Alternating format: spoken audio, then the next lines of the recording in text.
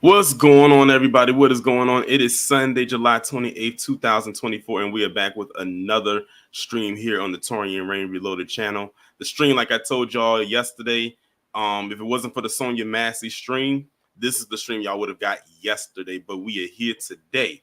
Make sure if you haven't done so already, please be sure to go ahead and hit that like button, go ahead and hit that share button, hit the subscribe button if you are new to the channel, and if you are new to the channel, welcome.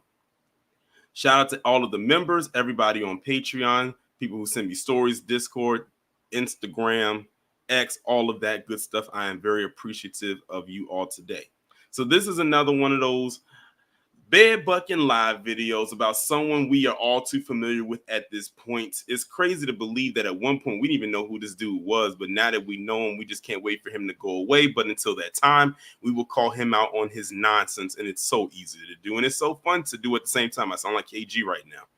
But today we'll be talking about Byron Donalds, the tap dancer who did not get picked for Donald Trump's VP, who I wish would stop tap dancing, but he can't because that's all he knows how to do, even though he didn't get picked. And these comments he made as it pertains to reparations. Now, the video I'm going to show, some of you have already seen, but just in case you haven't, I'm going to play it for y'all today, as well as some other things as well. But before I get into all of that, let me go ahead and address the people who are here so far in the chat. We got Craig Colson. Shout out to Denise Bowler for becoming a new member of the channel. And also shout out to Jerome, who became a member. I believe he joined last night or maybe shortly after the stream that I did yesterday, but it's not up on the screen, but I do remember it. Shout out to both of you.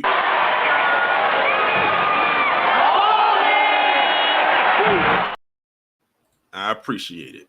We have Talmar Patterson, SNG 275, Yanni 2436, SD Johnson, Denise Scales, Wallow J, Andre Edwards, OJ Kolb, Derry B, Hackson KT, Doc Spencer, Savion Draco Zero, Anita Harrell, Eyes of the Watcher, Jay Cage, Derek Parker, Wild Williams 454, Sovereign Black. Oh, we got another member. Shout out to Derry B for becoming a member of the channel. I greatly appreciate that. You ain't got to be a dope boy to have money. I appreciate you. We have Denzemus, Tron So Motivated, and DSB. All right. So that is everybody here so far. Again, make sure if you haven't done so to go ahead and hit the like button. I would appreciate it. And we also got Mary, who just ended the chat as well. So I'm going to go ahead and play this video. I think it's about 4 minutes long, and it's at a meeting of some sort where Byron Donalds was speaking. I think Wesley Hunt was there too. And one of the people that was speaking was bringing up the topic of reparations. And listen to what this man had to say. Again, some of you may have already seen this video, or some of you may have not, but either way, we're going to discuss. Dr. King said at the tail end of his life, he said, we're going to Washington to get our check. You understand? So now, what is your position on reparations. Now, that was an elder that asked that question. Now, we all like to think that the people who are pushing along the push to get reparations is more of the younger crowd of a certain age group. But there are some elders out there that got that fighting spirit. And this is a guy that was around during Dr. King's time. So he would know. So he brought up about towards the tail end of Dr. King's life, he said, we're coming and get our checks. So what is your stance on reparations? Very rarely is that point ever brought up in any capacity when Dr. King's name is evoked. They always go to the default of, I have a dream. And that's it. As if that's the only, as if that was the last time Dr. King ever spoke. They completely omit that last part towards the tail end of his life. So shout out to this man for bringing that up, and listen to what Byron Donalds has to say. Thank you. Great question. And the response from the crowd, they wanted to know too. They was dying to know what he had to say. We can all be quiet and let them answer. Thank you. Thank you. I'll be direct. First of all, I'll be. Did y'all catch that? Let me rewind it again. It's something that someone else just said. I'll be direct. First of all, I'll be. It was another person in there that said, don't bring up no Jim Crow. Because if y'all remember, Byron Donalds did that. And we talked about that. I think that was the last time I talked about Byron Donalds, when he brought up the whole Jim Crow thing. And someone in there said, don't bring up the Jim Crow. See, Byron Donalds must think no one be paying attention to him or the stuff that he be saying. They probably think, oh, all they watch is CNN or MSNBC. You know, black people are so liberal. That's all they'll watch. They'll never watch a Fox News where I say some of the things about them. No, it's also a thing called social media where people get video clips of this on sound bites of the stuff that you say. And they're probably gotten from maybe a younger family member and shown to them, or maybe they're more connected to the internet than one would think. I'll be direct with you. I'll be. Sorry. We don't want to hear the Jim Crow stuff. Listen, I'm gonna be direct with you. I don't believe in reparations. I don't. He just said it. He said, I'm gonna be honest with you. I don't believe in reparations. I don't. And of course he wouldn't, because like many of you have mentioned in the chat, this man is a tether on both sides of his lineage, on his dad's side and on his mom's side. I believe his mom is Jamaican, and I believe his dad is Panamanian. He's first generation born. We don't want to hear the Jim Crow stuff. Listen, I'm gonna be direct with you. I don't believe in reparations. I don't. Well, then you don't believe in the black community. That's next. I will tell you, brother, in the hat with the glasses on, that's not true. What I will tell you is that there's a question if you're going to get into the full economics of reparations right now. Question number one, of all black people in the country, how many of them are actually descendants of slaves? Because we know which one isn't. The one who said no. The one who said no is the one who is not a descent of chattel slavery. It's funny how they install these individuals to think that they could be our mouthpieces and that we're not going to clap back on them. Did all that tap dancing to not get chosen, and he's still tap dancing. you've had a lot of immigration over the last 100 years in America. Oh, like your family, Byron, with a mother from Jamaica and a dad from Panama. Are you speaking for yourself? American slavery. There was slavery in the Caribbean. The one brother came up, he said that he's first generation, the brother in the Kango, because his parents came from Jamaica. My grandmother is from Jamaica, so my grandmother's Jamaican. I know exactly what you're talking about.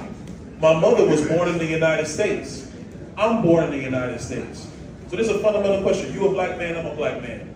Am I eligible for reparations right now? I would say the answer is no, I'm not. You would not be eligible at all at any point.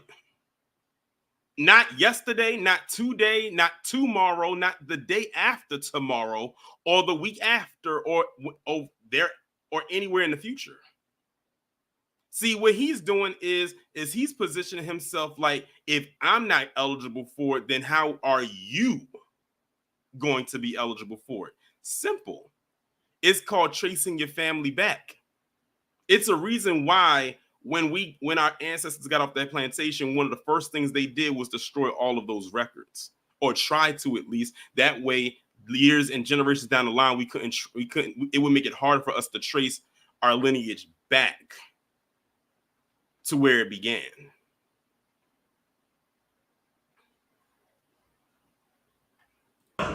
Because my family is from Jamaica. My father's Panamanian. His grandparents were born in Panama. My father immigrated to the United States. So does that make me eligible? So you got to go through all of that. That's step one. And he's making it seem like it's an impossible task. He's trying to tell the individuals in this so-called meeting that you have, look at all these steps you have to do. Why would you want to put yourself through that? Why would you want to subject yourself through that just so you can get some money? Just so you can get some tangibles. He's basically saying, stop living this pipe dream and just continue to be subverted, or you can come and tap dance like me and maybe get a few pieces of silver. Newsflash, Byron, not everyone wants to be a tap dancing tadpole like you, or the man sitting next to you. And we're going to get on Wesley Hunt in a few. Step number two, slavery under federal law was ended in 1865. The Jim Crow era ended, obviously, with the 64 Civil Rights Act, the 65 Voting Rights, etc. The fundamental question is, you've now had 3 generations of black people come up in the United States. As a black kid today, does he get reparations? Third question. Hold on now. Third question. You got a lot of other people in the United States. Asians, are they responsible for the cost of the slave trade? No, because they're of Asian descent. And they got theirs too from the government last time I checked. And they keep doing this thing of who's going to pay for it, who's going to get it. Y'all know who's going to get it, and you know who's going to pay for it. Y'all want to always like to play dumb. Y'all know exactly who it's coming from and who's paying for it and who it's going to. And PC always tells on themselves saying, well, I'm not paying for it. We keep saying it's coming from the government. Are you the government? Last I checked, you are not. Indian descent, people who are Hispanic in the United States, the largest growing population in the United States, and of course the dominant population is still the white population. But even in that, it's not just Southern whites that were plantation owners from their grandfathers. So if you're going to talk about reparations today, what you're talking about is taking money from other Americans, which quite rightly the pain and the toil that did happen in America through slavery, through Jim Crow, but now you're asking Americans today and in the future to pay that bill. They're not see, what did I just say? What did I just say? They always twist it into this thing of, excuse me, the people have to pay for it. We kept saying, no, this is coming from the U.S. government. Is your neighbor the U.S. government? Is your coworker the U.S. government? Yes, no. But that's the fear tactic that they keep throwing to people that, oh, if we keep saying it's going to come from us, then it won't happen, because the government would never make us have to pay into something like that. Meanwhile, they paying to fund a lot of stuff these days that they claim they don't like, but they don't have, they don't mind the government's snatching a piece here and a piece there out of their bi-weekly check to go towards whatever, and some of them don't even know where it's going to.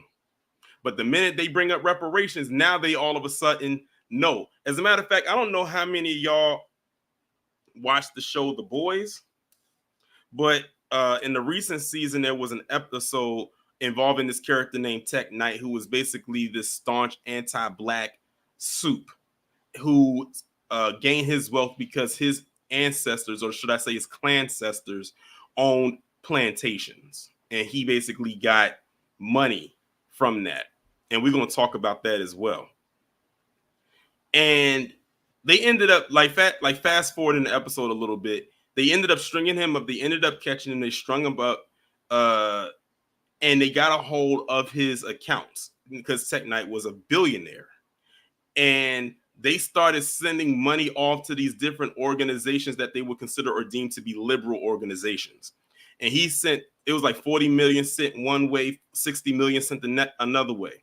The minute the Starlight character came in and said, send $100 million to Black Lives Matter, he almost lost his ish.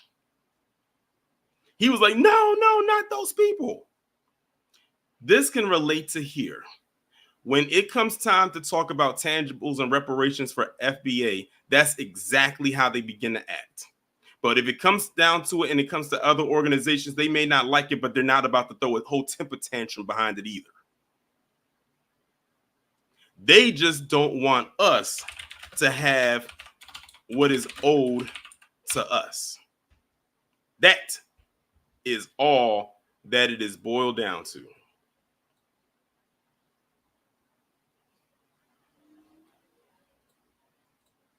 And like I said, we'll talk about that a little bit more as we go forward. Is it that bill? Is it their bill, Americans today, to pay? I'll ask you a slightly different question. It's not reparations. It's about Joe Biden's student loan bailout. And I'm not going off, but it's a comparison point. 2/3 of the American people did not go to college. Is it okay for Joe Biden to say, well, we're going to forgive student loans, even though 2/3 did not go to college? Is it now the debt burden of the 2/3 of the American people that did not go? I will tell you the answer is no. People may not like that, but that's the reality. And brother, I want to be respectful of you because I understand the reparations argument. But we are... No, you don't. Because if you did, you wouldn't say all the filth you just said.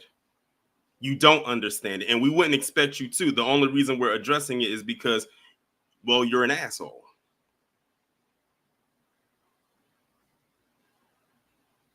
That's one of the reasons that we're addressing it, because you don't understand it.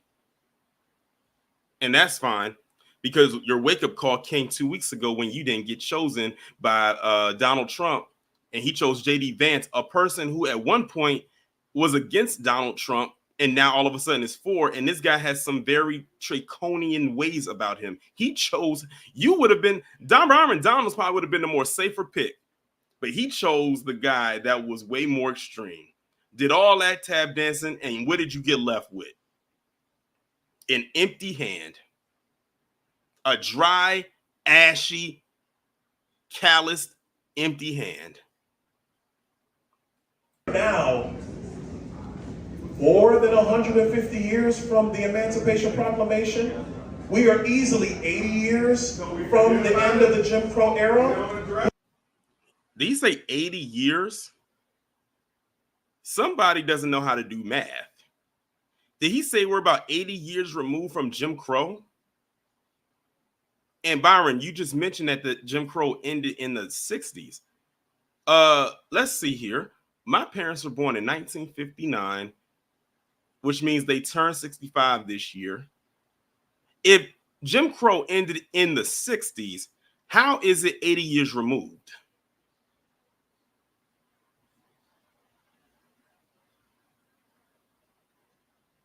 And he can't even say 80 years since it started, because then he would be wrong even on that, because Jim Crow actually started even before then. Now, I just addressed it. I said no, and now I'm giving my answer. And here's the thing. So here's what I'm going to say, and I want to thank you for your service. Because what's coming up in the room is it's taking you too long to answer. Oh, I'm sorry. Do you want Vice President Harris to talk about Venn diagrams and then tell you, yeah, okay, yes? Is that what we're going to do? Do you want Joe Biden to not even be able to answer your question because he won't get into the details of this? Because the reality is you have a lot of people who will throw out talking points because it sounds good, because they want your vote, but they're not going to do what's necessary to make sure that you're successful in this country. Y'all probably didn't hear it before the people started to clap, but the guy, the older man he was addressing, he said, "You're not my brother. You're not my brother." And he's not. What they say, all skin folk and kin folk. I can't stand when people like him throw out to say, my brother, my brother. No, don't do that. Don't do that. Because if you were so-called my brother, you wouldn't be talking the way that you're talking right now. But we get it, Byron. You want to be the top dog. That's the one thing about these tap dancers like Byron Donalds and Tim Scott and Wesley Hunt and the rest of them. All of them, and I mean all of them, think they are the magical Negro, and they're not. They can't even create a spark, let alone cast a spell to be called a magical anything. So that's pretty much the end of that video. So now let me go ahead and start going into some of these articles. So the first thing I'm going to talk about, since Byron Donalds doesn't seem to understand history or math for that matter. Hold on, I took it right down from the screen. Hold on. We're going to go to this website right here called Black Pass. Now, y'all may or may not be familiar with Black Pass, but Black Pass was actually one of the websites, actually one of the main websites that I used when I was doing my We Fought Back series. Pretty much almost all of them, not every last one, not every last episode that I did on the We Fought Back series came from this website. It's a good website. It has a lot of information on there. So we're going to look up what is 40 acres and a mule by definition. And it was posted on December 15th, 2007 by a man named Devin McCurdy. What is 40 acres and a mule? The phrase 40 acres and a mule evokes the federal government's failure to redistribute land after the Civil War and the economic hardship that Black Americans suffered as a result. As Northern armies moved through the South at the end of the war, Blacks began cultivating land abandoned by whites. Rumors developed, it almost sounds like white flight, doesn't it? It almost sounds like an early version of white flight. Rumors developed that land would be seized from Confederates and given or sold to freedmen. These rumors rested on solid foundations. Abolitionists had discussed land redistribution at the beginning of the war, and in 1863, President Abraham Lincoln ordered 20,000 acres of land confiscated in South Carolina, sold to freedmen in 20-acre plots. Secretary of the Treasury Salmon Chase expanded the offering to 40 acres per family. In January 1865, General William T. Sherman met with 20 Black American leaders who told him that land ownership was the best way for Blacks to secure and enjoy their newfound freedom. On January 16th of that year, Sherman issued Special Field Order number 15. The order reserved coastal land in Georgia and South Carolina for Black settlement. Each family would receive 40 acres. Later, Sherman agreed to loan the settlers' armies mules. 6 months after Sherman issued that order, 40,000 former slaves lived on 400,000 acres of this coastal land. In March, Congress seemed to indicate plans for widespread land reform when it authorized the Freedmen's Bureau to divide confiscated land into small plots for sale to Blacks and loyal Southern whites. Less than a year after Sherman's order, President Andrew Johnson intervened and ordered that the vast majority of confiscated land be returned to its former owners. And we're going to talk about that in the next article. This included most of land that the freedmen had settled. The federal government dispossessed tens of thousands of Black landholders. In Georgia and South Carolina, some Blacks fought back, driving away former owners with guns. Federal troops sometimes evicted Blacks by force. In the end, only some 2,000 Blacks retained land they had won and worked after the war. Other provisions existed for Blacks to acquire land, but they were ineffective. Prices under the Southern Homestead Act of 1866 were too high for former slaves with almost no capital. The development of Black codes and the use of year-long contracts to bind labor also made acquiring land nearly impossible. The federal retreat from land and redistribution was not only a disappointment that cultivated a sense of betrayal, it was also a missed opportunity for economic reform that might have allowed Southern Blacks to consolidate and hold political gains made during the early years of Reconstruction. So, as you can see right here, this is the part right here that is not taught. This right here, the reason, because we didn't get the 40 acres and the mule that was promised, our ancestors were promised, this is why we're in the position right now. The moment that we had an opportunity and a chance to really get a leg up in this economy, even back then, was snatched away at any given turn. This is why I tell you they are their ancestors. And before I go any further, shout out to John Guillory for being a member of the channel for 14 months. He says, B1 salute to Sorian and the I Feel Nothing fam. When you're successful, you got new friends like Benjamin, Ulysses, and my favorite, Woodrow. So now y'all got a little history lesson of the 40 acres of the mule. I mean, a lot of people always knew about it, but people didn't know the breakdown of it. But I'm going to show y'all something right quick.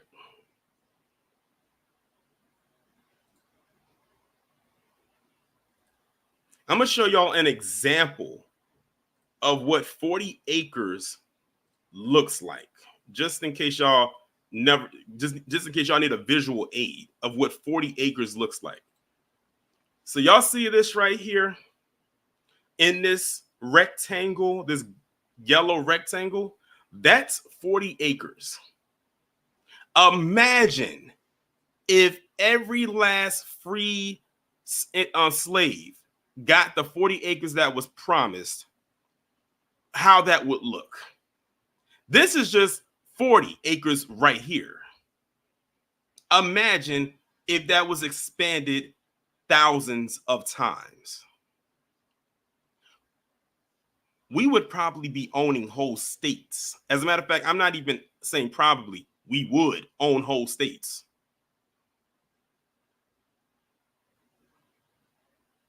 I'm just giving y'all an idea of what 40 acres looks like. This, you could fit a lot of football fields into this.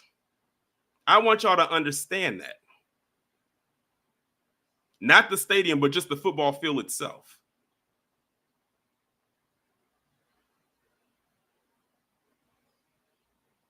That is what was snatched away from our ancestors.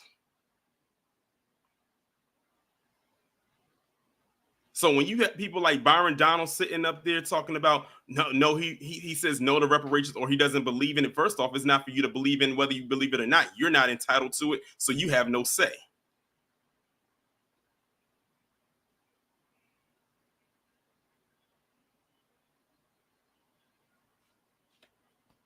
And then you got to think, own the land, work the land. You can put stuff on the land, make money off of it.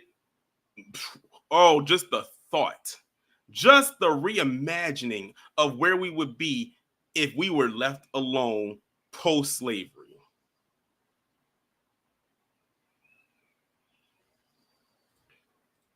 But now let me go ahead and move on to the next article, which actually touched on a little bit in the previous one, which was about who was compensated post-slavery. Because it wasn't us, it wasn't our ancestors, it was the owners. And I'm sure y'all heard about this too. Compensated emancipation. Compensated emancipation was a method of ending slavery under which the enslaved person's owner received compensation from the government in exchange for manumitting the slave. So when they talk about not receiving anything, here's their reparations right here. They literally got paid to send their former slaves on their way.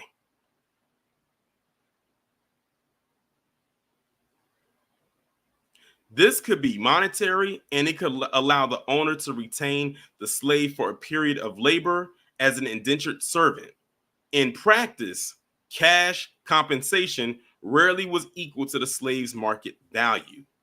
A number of countries enacted forms of compensated emancipation. In the United States, however, no nationwide compensation system was ever put in place. Only the District of Columbia, which was under federal control, used compensated emancipation as part of ending slavery in 1862. Owners complained that their compensation was small compared with their loss. They were paid less, often much less than what the slave owner could have sold the enslaved person for on the market value. Government and non-slaveholding citizens complain about the financial burden of compensating the owners, while for the formerly enslaved, it seemed ludicrous that those who had all along benefited from slavery should now receive additional compensation, while its victims received no compensation whatsoever. Historian Eric Foner even wrote, even Haiti, where slavery died amid a violent revolution, agreed in 1824 to pay a large indemnity to former slaveholders in exchange for French recognition of its independence. No one proposed to compensate slaves for their years of unrequited toil. Compensation of slaveholders has been viewed as akin to compensating a thief for returning stolen property or paying ransom to a kidnapper for releasing his victim, and therefore not so much compensation as a reward for committing what should be a crime.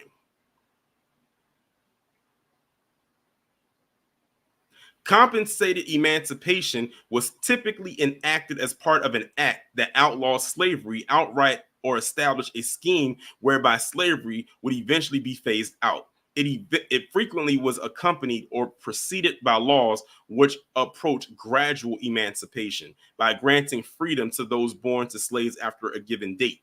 Among the European powers, slavery was primarily an issue with their overseas colonies. The British Empire enacted a policy of compensated emancipation about 40% up for its colonies in 1833, followed by France in 1848, Denmark in 1849, and the Netherlands in 1863. Most South American and Caribbean nations emancipated slavery through compensated schemes in the 1850s and 1860s, while Brazil passed a plan for gradual compensated emancipation in 1871, and Cuba followed in 1880 after having enacted freedom at birth a decade earlier. To be sure, indentured servitude represented for the formerly enslaved an improvement over slavery itself.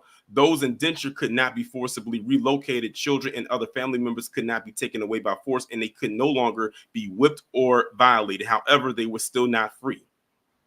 Only in the District of Columbia, which fell under the direct federal auspices, was compensated emancipation enacted. On April 16, 1862, President Lincoln signed the District of Columbia Compensated Emancipation Act. This law prohibited slavery in the district, forcing its 900-odd slaveholders to free their slaves, with the federal government paying owners, the same federal government we want our tangibles from, an average of about $300,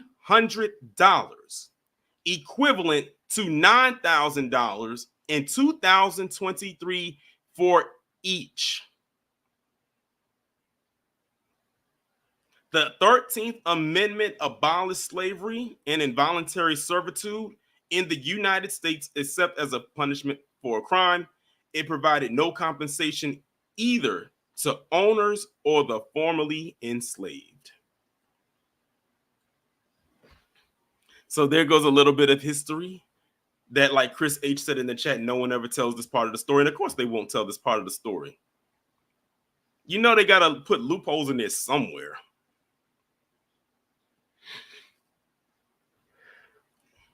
So as you can see,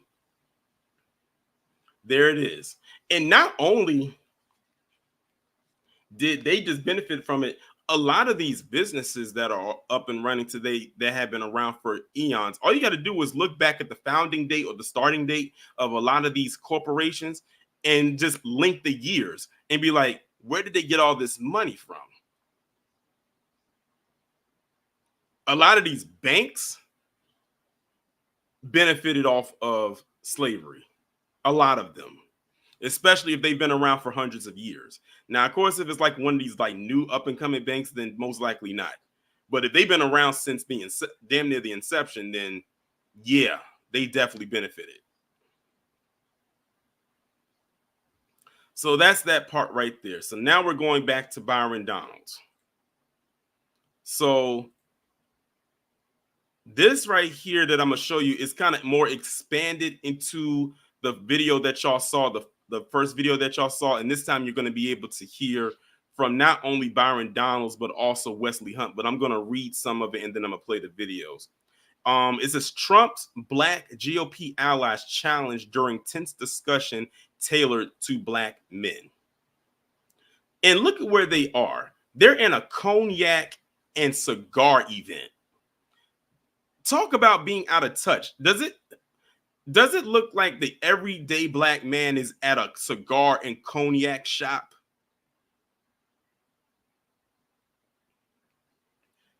This is how, when I be telling y'all, they sit themselves on a pedestal that not everyone is at to give off this appearance. And if y'all, I want y'all to look at my cursor right here. I'm gonna see if I can zoom in a little bit so y'all can see who this is. Y'all see where my cursor is? Who can tell me who this woman is? Right here in the far right.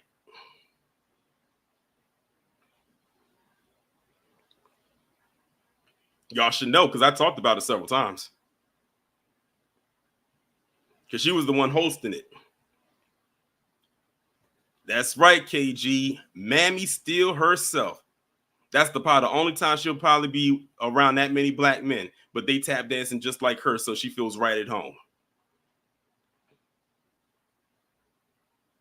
So let's go into this. Now, this is June 27th, 2024. So about a month ago.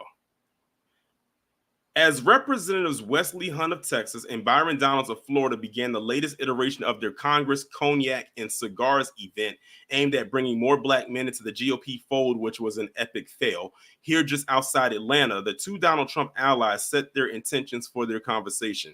And that's the thing. That's all they'll ever be, is some kind of an ally, and not even a useful one at that. All we want is for you to hear us out, Hunt said, maintaining the audience members did not have to agree with everything they said and would have the opportunity to voice their own opinions. Throughout the roughly 2-hour conversation moderated by former ESPN host Sage Mammy Steele, a conservative podcaster at a cigar lounge filled with a diverse but predominantly black audience, several black men took them up on that opportunity. Several repeatedly challenged Donalds and Hunt over their legislative track record, their stances on immigration and reparations, and their unwavering support for Trump. The dialogue at times got contentious, with several audience members accusing them at various points of repeating generic Republican talking points or deflecting issues of concern. I'm not surprised by that.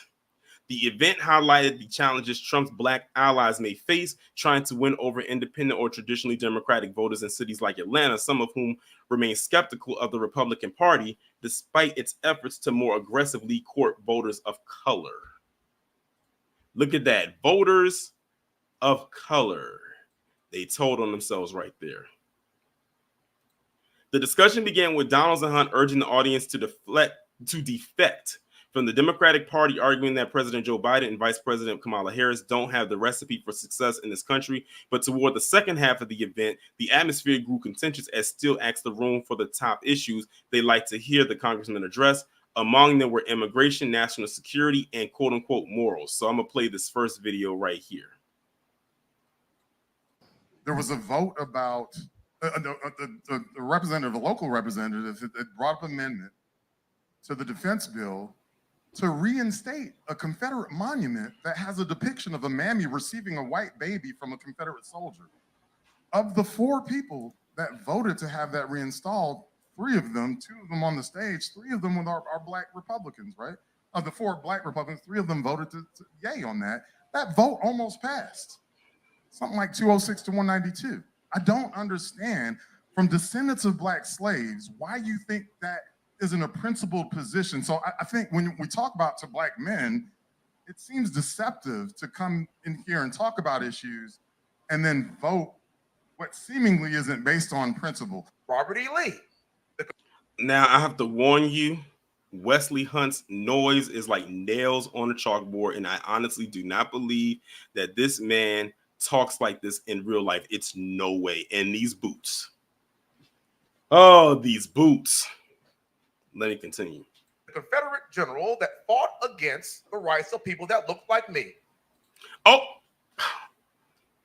his voice, y'all, his voice. I don't know how I'm going to get through this. I don't know how I'm going to do it. Right, Dark Titan. I couldn't think of the word. He has a very obnoxious tone to his voice. Wesley Hunt, for a year, spent a year living in Robert E. Lee barracks. Every single day that I walked beneath that threshold, I looked up and saw that name and thought to myself, damn, this is a great country. Because only in America do you have 3 black children matriculate through the premier leadership institution of the entire world and graduate from there and live in a barracks named after a Confederate general. Only in America. And if it were named anything differently, I wouldn't have that perspective. Do you think I support the Confederacy? Don't. Listen, Wesley, you probably do. Talking like that, you probably do. You probably do. Get yourself. Of course I don't. But excuse me? Wow. Of course I don't. See, this is what happened to you last time. This is what happened to you last time. I'm trying to have a nuanced conversation. You don't forget about where you from. Don't paint the picture. Don't tell us that we can't educate our kids on the opportunity. We're talking about vouchers. You're talking about things that still going to cost more money. The point I'm making is that I actually do understand. You don't I totally understand. It's recognize obvious. the value of It's that. obvious. And what I want to say is, at no point in time will I ever be. Listen to how Wesley Hunt is talking to them. It's like literally like it's almost like he feels like the people in there making it feel like they're being talked down on, like they're children, like they don't understand what he's saying. They know exactly what you're saying, even with that dweeby voice that you have turned on that I do not believe is your real voice. That is an insult. His voice is an insult. What he's saying is an insult. Those boots are an insult. He looks like he about to go square dancing right now.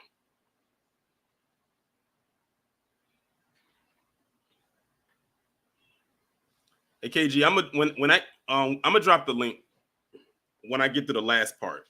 But when we get, I have to push myself through these videos because my goodness. Everybody has a story, is my point. And I don't care what the name of What the are you statue going to was, do? and I don't care what the name of the building is. What are you going to do? I'll answer this man right here. What they're going to do? Nothing. Just like they have been doing. Nothing. They're just going to sit up there, just talk and do nothing. Collect a check and do nothing. And I think this man right here knows that. I think he knows that. And for the most part, a lot of these people, this is their first time ever even hearing about Wesley Hunt. Some of them probably already knew who Byron Donalds was, but a lot of people didn't know who he was. I don't care what the name of the building is because I'm a black guy. This is a am conversation for black men, and all I hear is people that are non-black trying to hurt me. I came here from my family. I think we had security. I'm getting all the stuff. Look at Wesley Hunt's posture. Even his posture gives off this vibe like, ugh, I don't want to be here. Like I'm above them. I need you to talk with respect. My goodness, this is not kindergarten. Oh, say shut up. We need some respect. This is not kindergarten. Shut up.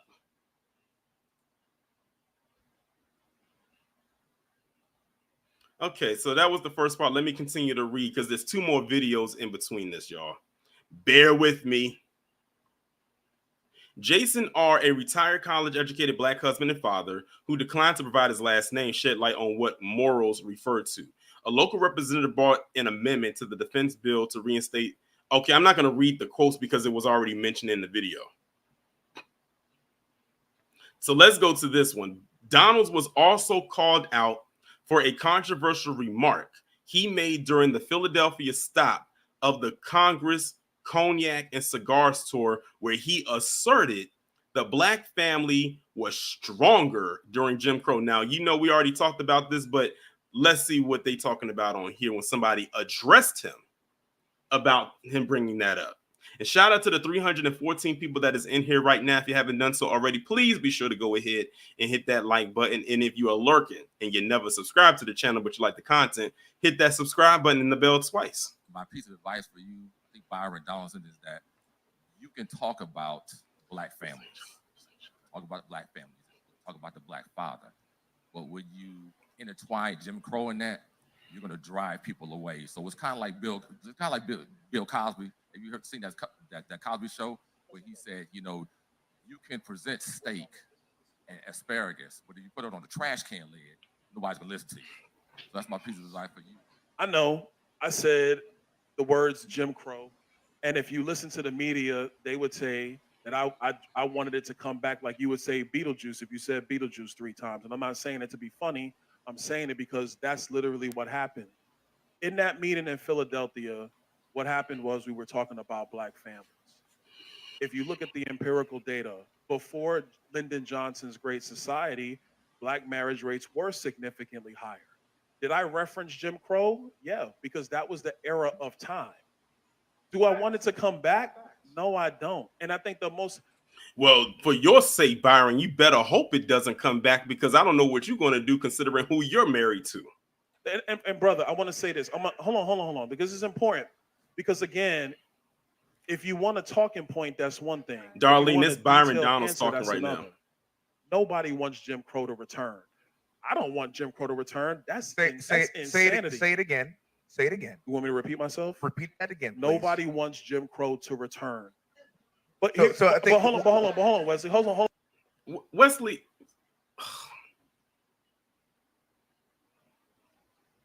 He thought that was a tag team effort.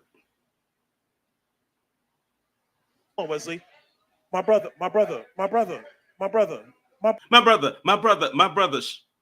He's not your brother. None of those men in there are. And I'm sure they wouldn't claim you as their brother either. Brother, hold on. Calm down, though. My man, chill. Now, this is right here. If y'all been here since the beginning and saw the clip that I played at the beginning, this part right here, this is where it's coming from. But the reason why it sounds the way, like the guy sounds muffled in the back, is because this is from the professional camera point of view, and they're more closer to the front than in the back. So the guy sounds drowned out. That's why I played that video first, so you could actually hear what that guy was saying.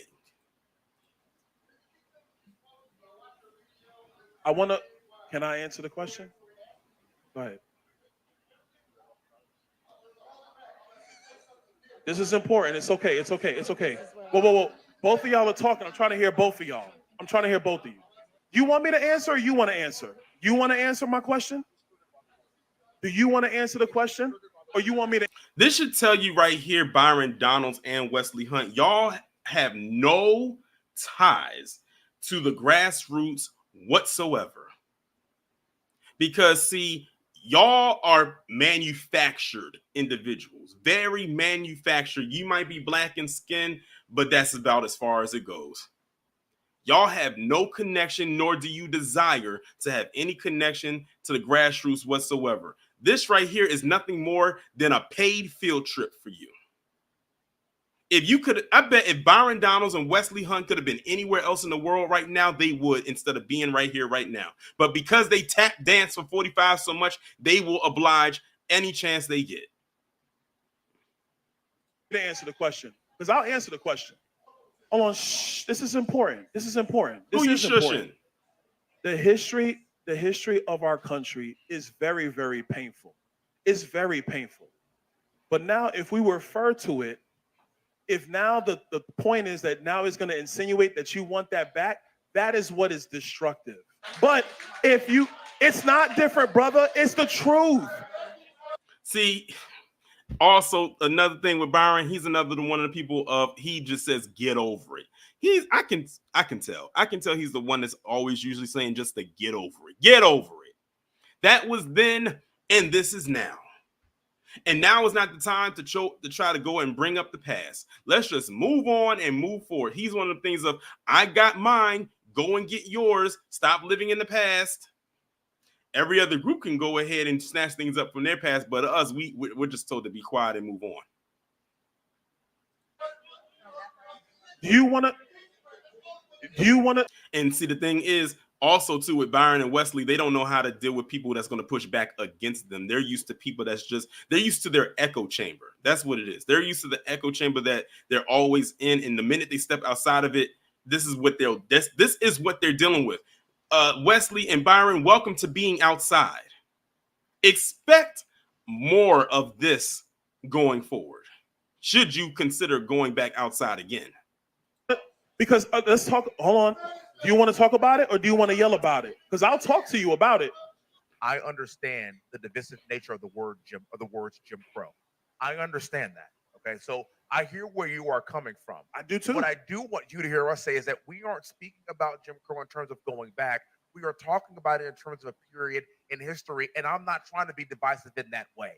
So I hear that word, those two words, trigger a generation. When my parents hear they're still alive, it triggers a generation. I understand that. We agree. We understand that those times were horrible. Why does Wesley Hunt sound like he got two mothballs in his mouth, like he's trying to be Don Corleone from The Godfather? Horrible. Under no circumstances do we ever want to return to anything like that. But I do. It wouldn't be a good time for Wesley Hunt either, because he's just like Byron Donalds as far as his the person he chose to marry. No. I'll miss your question. What I want to recognize with what you said, and it's something I will actually think about and use some deference with. And like I said, I don't like canceling words. I don't like that. I like telling it like it is. But I do understand how those two words, to a lot of people in this country, is a really bad visceral trigger. Then why did you bring it up then? That's the point. When Byron Donalds decided to use that as a launch pad to drive home his so-called point, that was the triggering point. Jim Crow triggers anybody who was affected by it in real time and those who had to learn about it, especially with those who got affected by it the most. Let's see here. Donalds maintained that his comments were misrepresented, saying he was referring to empirical data from the period suggesting higher marriage rates among Black Americans. Donalds suggested the backlash he got over the remark was the result of the Biden campaigns targeting him for being a vice president. And that didn't work. And that, look at that, a vice presidential contender for Trump. Well, we all saw how that went. The response did little to quell the palpable frustration among some attendees. Mike M., who declined to give his last name, is a graduate of Emory University and does not affiliate with a specific party. He forcefully pointed out that Donalds himself made the remark and was trying to blame everyone else. As the conversation turned to immigration, several members of the crowd interjected as the lawmakers criticized Biden over security at the southern border. So let's see what they're talking about in here on that part. But before I actually get there, let me also, it was two super chats that came in. Shout out to Hacksign KT and shout out to DeAndre Mosley for the 5. He says, hey, Torian Rain, thanks for the excellent news and coverage over the years. B1, I greatly appreciate you. Dollar happy dance. Where them dollars at? Where them dollars at? Where them dollars at? I appreciate it. House Republicans, we passed H.R. 2 422 days ago or something crazy like that. Chuck Schumer in the Senate didn't even want to have a debate in the Senate about that bill. Didn't even want to touch it. Don't want to have a conversation about it. Don't want to debate it. You gotta actually, if you have flooding in your house, the number one thing you do is you turn the water off so you can go fix your pipes. H.R. 2 would turn the spigot off of illegal immigration coming in so you can fix the problem. So that's the answer, bro. No. So here we go. That's okay. Hey, no. Let them talk. Answer number 1, secure the border. Answer number 2, you have to deport people and send them home. All right, hold up.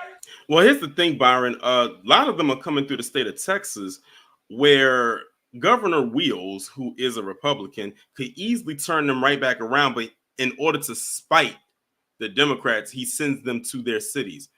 So that's why I said both parties have a hand in this. Him, because he allowed them to go on these buses and send them there to spite Chicago and New York. You know, the mayors up there.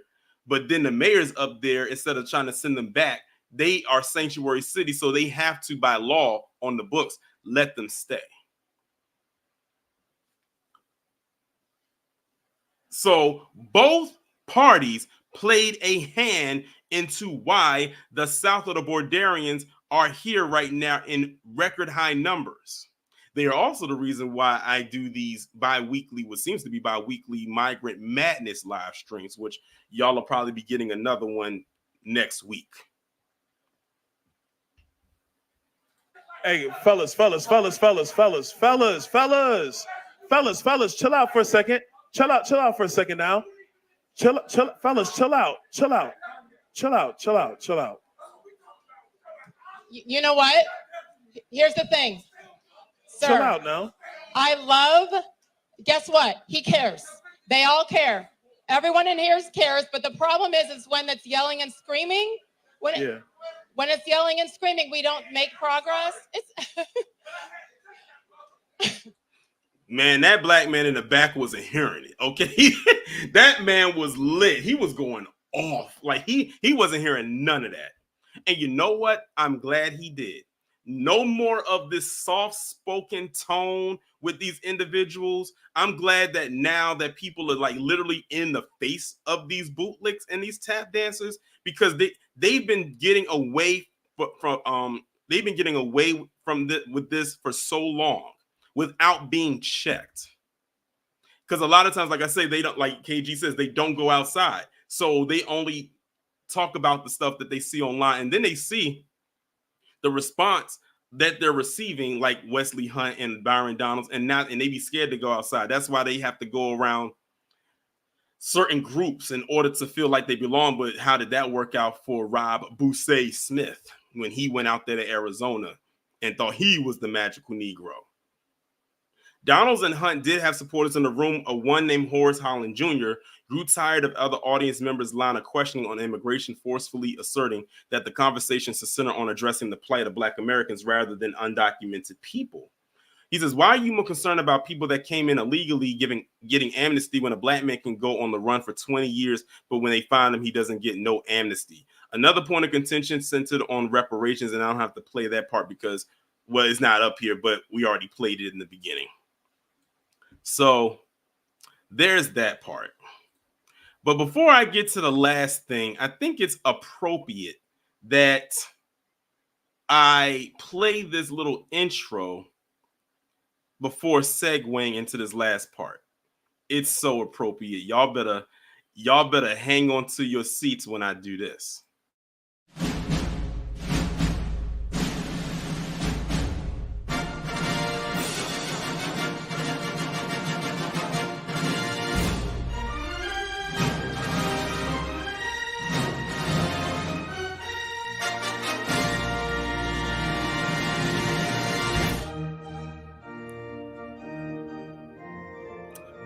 I had to play the intro and the theme music for this part right here. Now, you know I wasn't going to leave or end this stream without talking about this part right here.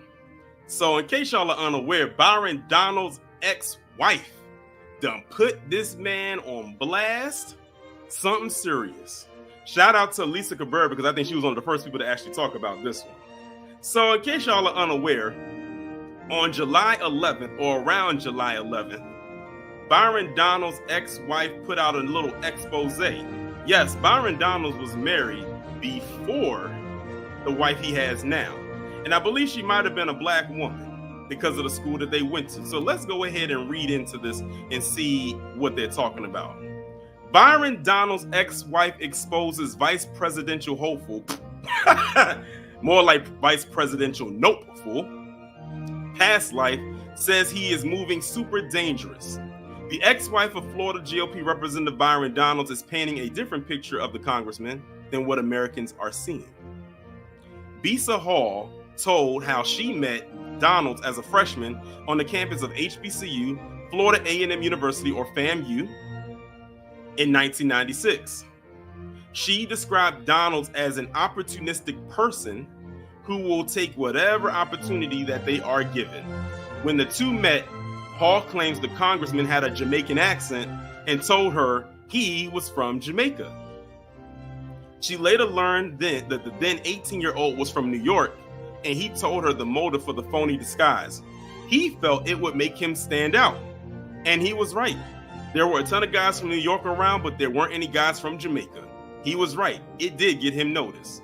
Donald's political career made Hall remember that the first encounter, he was always driven to get what he didn't have. The Mary public school teacher said he was trying to fill a void and get what he did not have. Donalds has stood as a strong ally to former President Donald Trump, once projected as neither religious nor political during the 8-year relationship with Hall. Donalds now spreads ideologies of Christian values while speaking praises of Trump across the country.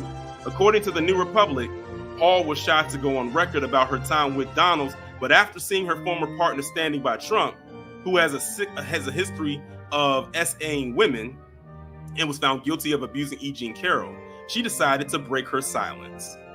To see Trump and Donalds in collusion together, it was like if Donalds were a good human, would this very bad person be pushing him as a poster child? They're both very opportunistic.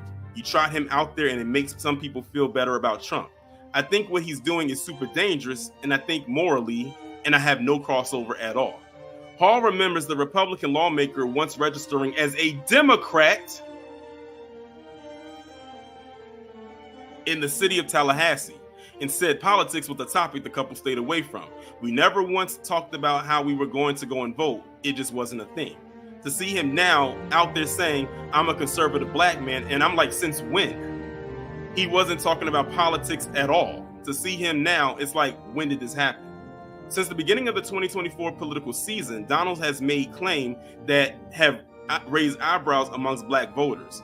During a black voter outreach event called Congress, Cognac, and Cigars on June 4th in Philadelphia, Donald suggested that black families were more unified and better off during the Jim Crow era. After Trump was found guilty on 34 felony counts of supplying hush money payments to Stormy Daniels, Donalds called on the Supreme Court to intervene into the ruling. The couple wed on June 15, 1999, but divorced in 2012. After Hall found out Donalds was dating Florida State University student Erica Leaves, who is now Donald's wife and mother to their 3 children.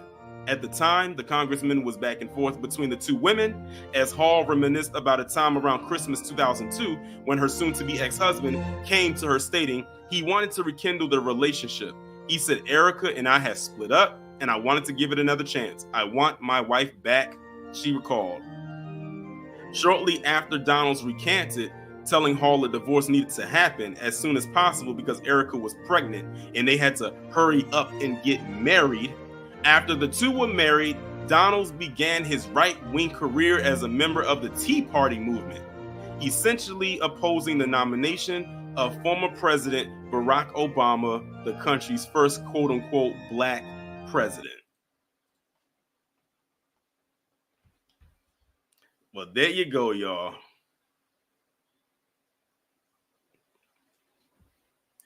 Y'all weren't expecting that. I like when I can just kind of throw an unexpected triple P onto y'all. So yeah, that's his ex-wife. Before I actually, go any further into that, I have to, I gotta end the triple P off properly.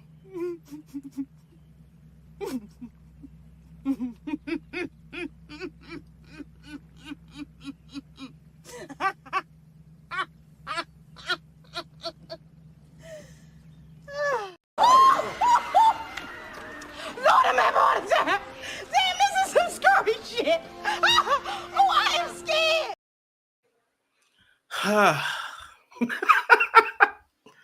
Dang, his ex-wife put him on blast. And you saw they put her name up there too. So, people be like, who was his wife? Her name was Bisa Hall, Bisa Hall, like Regina Hall, who we just saw in that last clip. So yeah, Byron Donalds got exposed as a grifter, no surprise there, by his ex-wife. But that last part hit different. So they said this man was dating a Florida State University student who is now his wife to their 3 children. So he didn't even have children with the first wife. Well, you know what they say, birds of a feather flock together. But she was right when she said that he was very opportunistic, like the person who is his quote unquote ally. And KG, maybe you can correct me if I'm wrong about this or not, but didn't Byron Donalds allegedly Photoshop some kind of document? I'm going to leave it right there.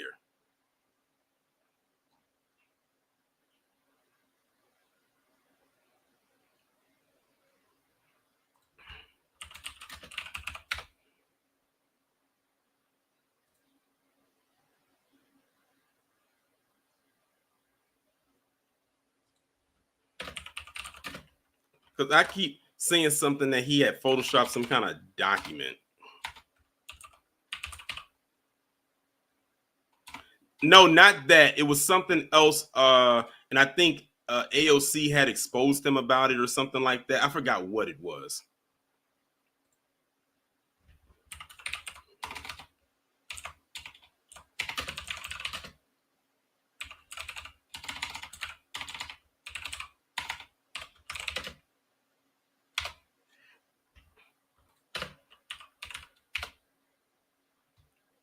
Yeah, that might have been it. It said that he fabricated. Hold on, let me see something here.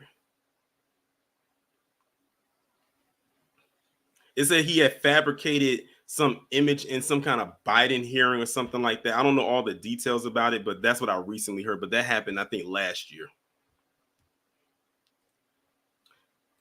But anyway, y'all, I know y'all have something y'all want to say about this. So there is the link. Feel free to come on up and speak.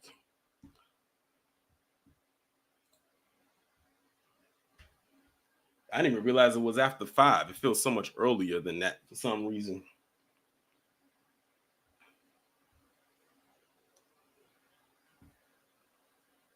All right, we got our first person up here, of course.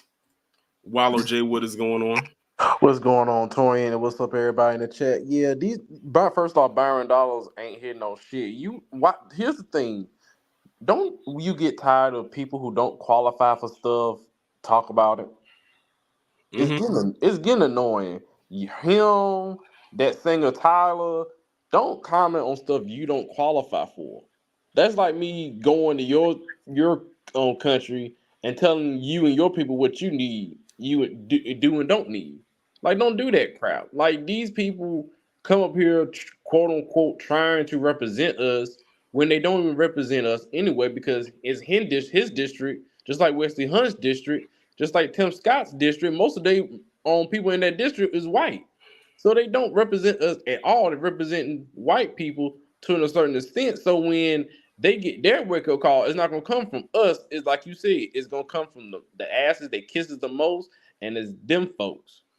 Because sooner or later, them folks are going to get, and his district going to get tired of him. Like, why are we having this dude, quote-unquote, black man representing us? We can get somebody to look like us represent us, kick him out during a primary, and we won't hear from him again. Just like Wesley Hunt. They don't, Byron Donalds was never going to be VP. They don't want to see, these white folks are still triggered from seeing Obama in the White House for 8 years. You honestly think they want to sit there and look at a mixed family in the White House? Yeah, remember they remember what they said about JD Vance's wife, because she's Indian and he's a white man. So imagine Byron Donalds, a black man with a white wife. Them folks be rolling it. Man, you gonna have damn Confederate soldiers rolling in their damn grave if they saw that mess. Like, come on, dude. Just because you're married to a white person, don't make it like, it's almost like, what's I want to say?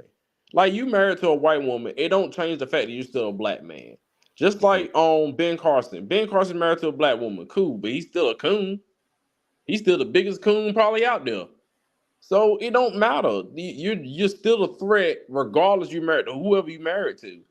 Them folks do not care. But I'm gonna go ahead and land my plane, Tori, and B1. B1. Shout out to Wallow J for coming up. Next, we have Jonathan. What's going on? What's up, man? What's going on? What's going on, man? I just wanted to jump into it and just try to get a laugh with you on this because, bro, Byron had me Ryan almost had me laughing, talking about my brother. I'm like, but if I was that dude, I would have said, man, shut the hell up, talking about you, my brother. You're not my brother. You full of white men. You know what I'm saying? Like, how you gonna?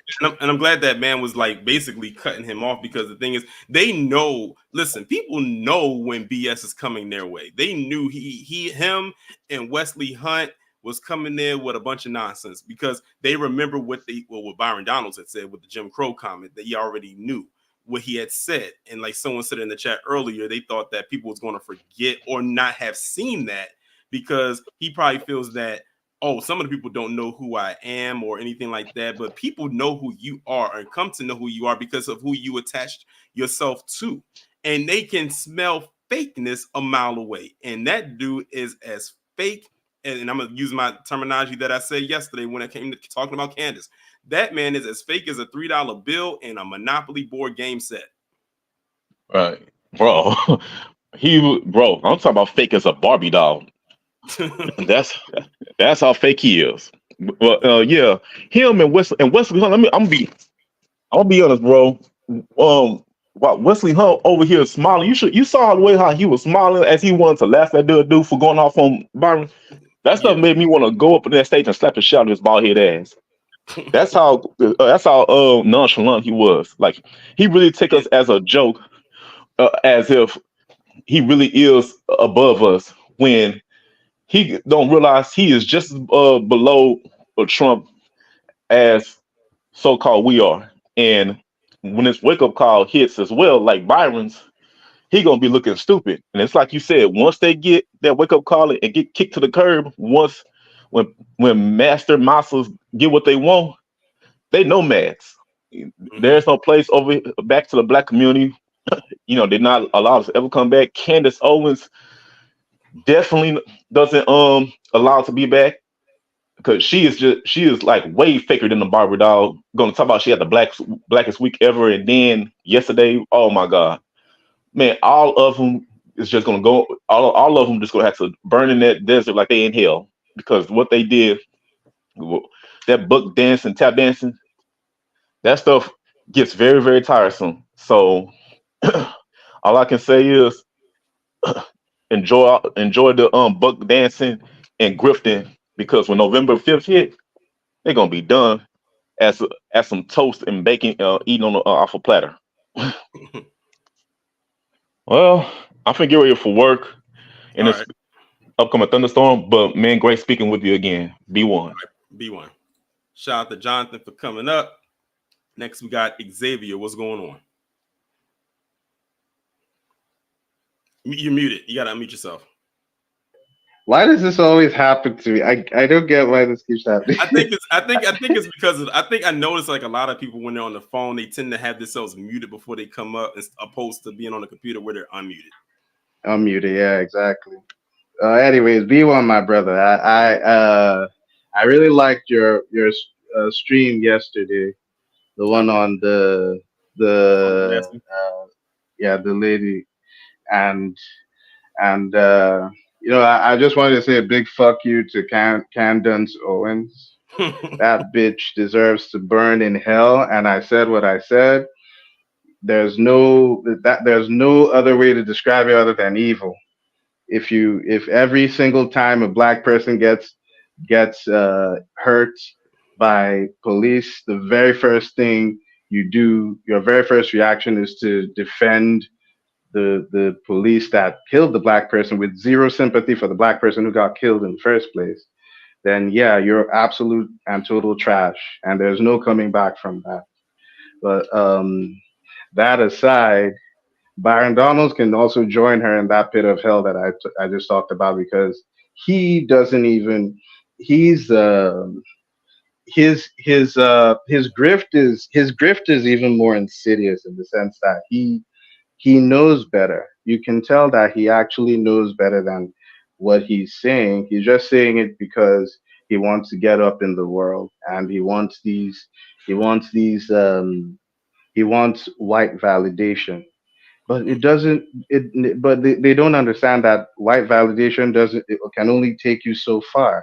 In the end, when your time is up, when they no longer have a use for you, like Professor Black Truth says, they break their tools. Once they're done, you're done. I mean, just look at all the tap dancing him and the other raccoons up in the GOP did, and then Orange Daddy didn't pick a single one of them. He didn't even consider them in the running at all. Like they were an afterthought, if they were even an afterthought, and that's they weren't even a thought. That's why I said that's what true. But like I said, like that's why I told people, if y'all haven't done so already, even though I've gone over it, make sure y'all go and get that book, The Grift. That literally lays out for you how people like Byron Donalds is. As a matter of fact, Byron Donalds shares a chapter in the book with I want to say Tim Scott. I think Tim Scott and Byron Donalds are mentioned in the same chapter, or maybe he's mentioned in another chapter. But yet he's talked about in that book. So if you have not gotten that book and read it from cover to cover, I would highly implore that you do, because it literally breaks down how people like that are. And one of the things that stuck out to me in that book was when they said that people like that, they feel like they have to shed their whole identity in order to be in over there. You heard what his ex-wife said about him. That man was shedding his whole identity when they were dating back in the 90s. He started early. It's like a snake. He shed his skin just to become part of. And it's kind of sad. I would feel bad for him if he was actually a decent human being. But I feel no sympathy for these people because they lay their bed and they lay in it.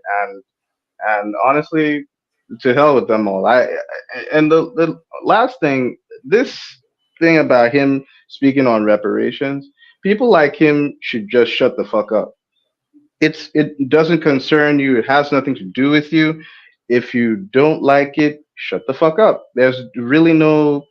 Sorry for cussing so much. I'm just like, it's really frustrating every time I hear people like him speaking on reparations and whether or not FBA deserve to have reparations. It never concerned you. You weren't part of the conversation. Just like move on. Be with your. It's not even going to affect you in any shape or form. So why speak on it?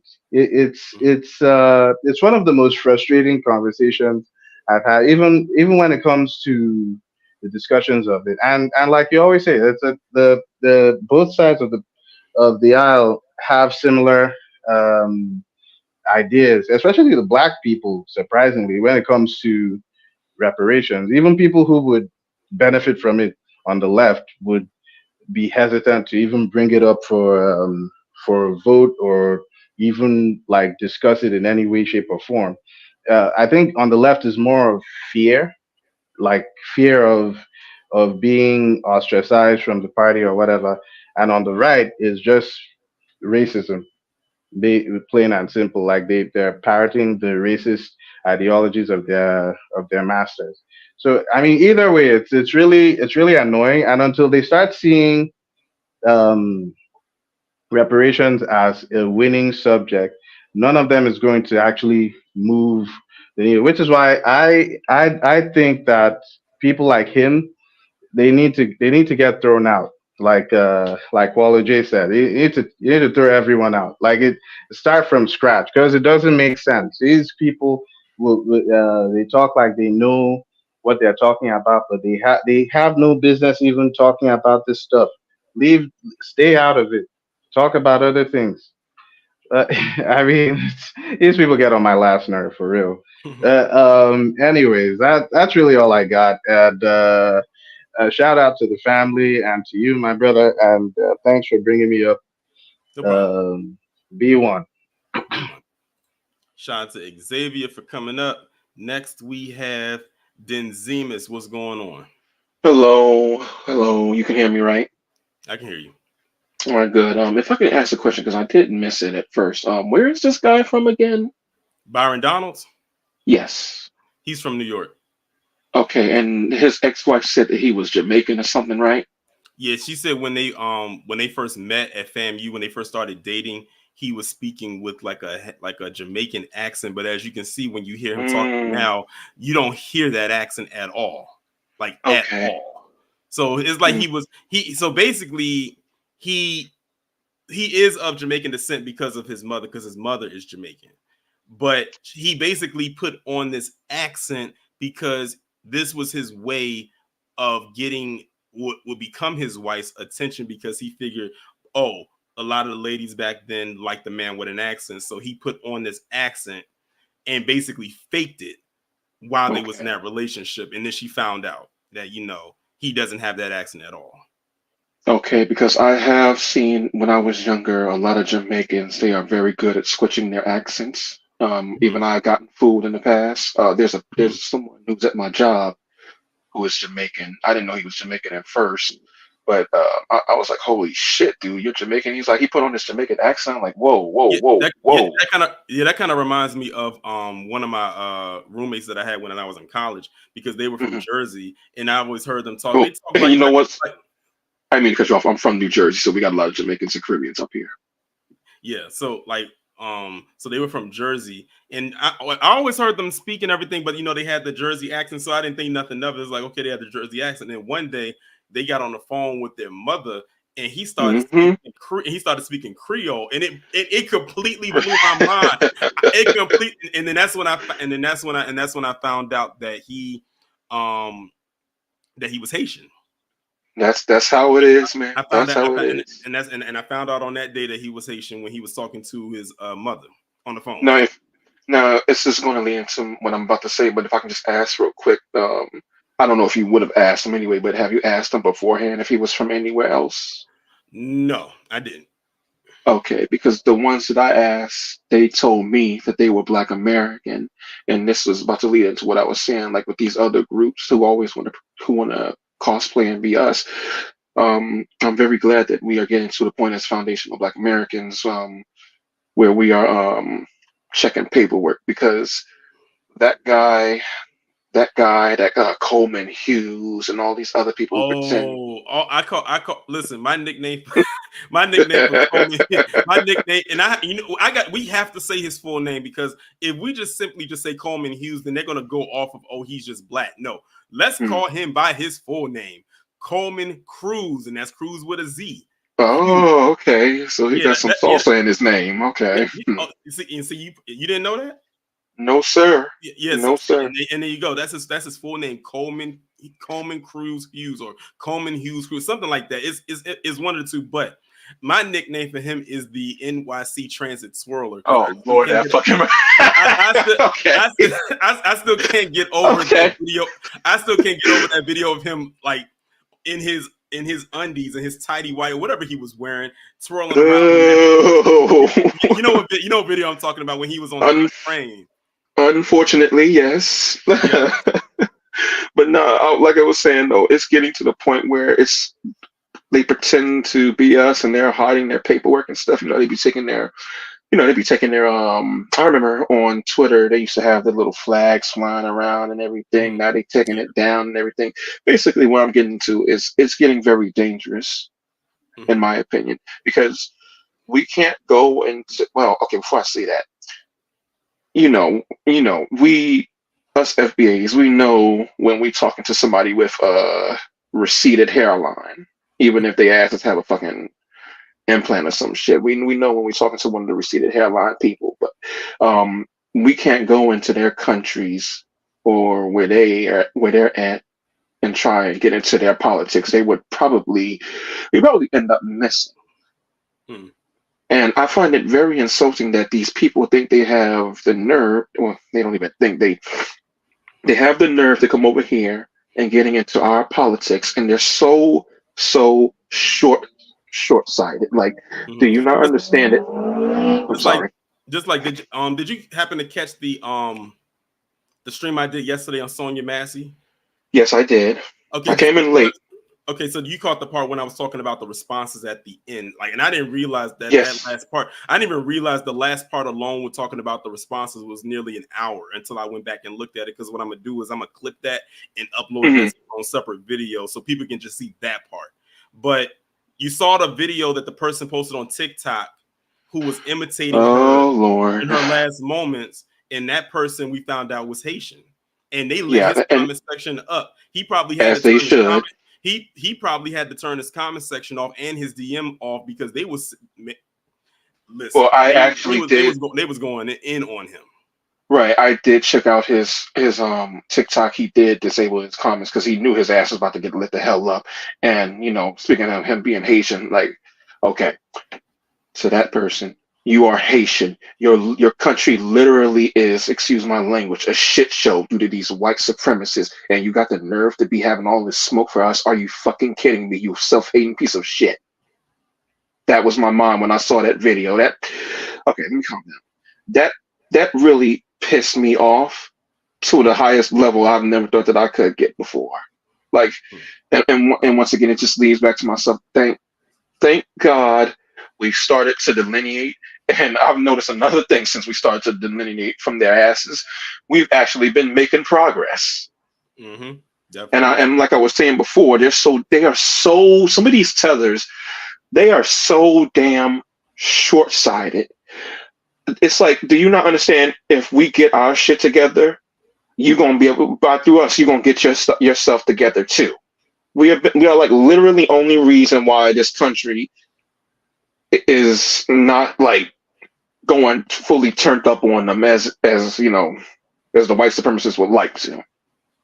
So I don't know. Like I said, I'm glad that we're starting to delineate, and I'm glad we're starting to watch hairlines and check out for their accents. Like I said, they're very good at hiding their accents. They're very good at they hide their flags and everything now too. But you can't hide your spirit.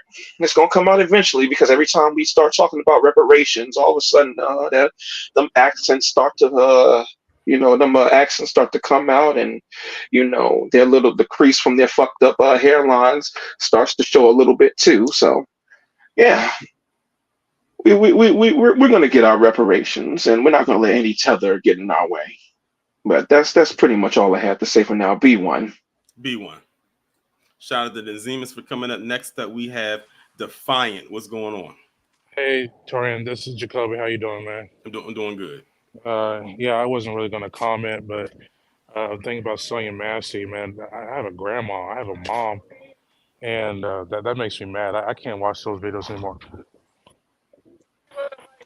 Yeah, understandable. And it's traumatic for a lot of people. Yeah, and the thing about Byron Donalds, see, Nick, I'm on the phone. Okay.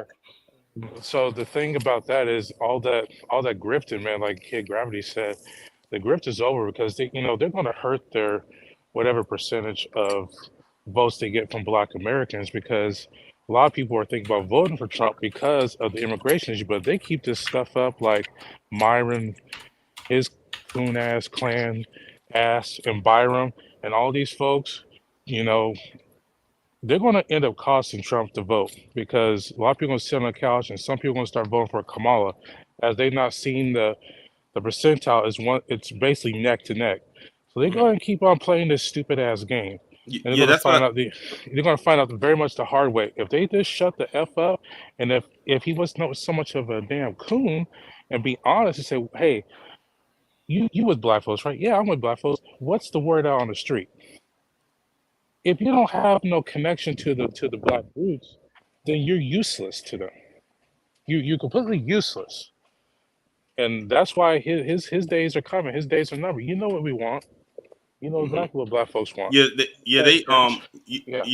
like that's like you were saying, the stuff that they keep putting out there. That's why I said one of the things that's going to hurt 45 with this election is his base. That's that, and like KG said, the media is another thing that plays into it as well. Black Light Revelations with Rob over there, he did a stream earlier today, and they were talking about it. They keep doing the identity politics thing and everything like that. I said that's going to hurt them in the long run. They just don't see it now, but as time goes on, they're going to begin to start to see it. I don't know how they don't see it, but I mean, whatever, I suppose. Yeah, and it's going to be because of people like Charlie Kirk and all those folks, and even Karen Jones, who's irrelevant, but she still can hurt him. And Tatum Tits, he was sitting. That's his name, Tatum Tits. He got so roasted in his comment section. Even retired police officers were saying, "No, dude, that's not justified shooting."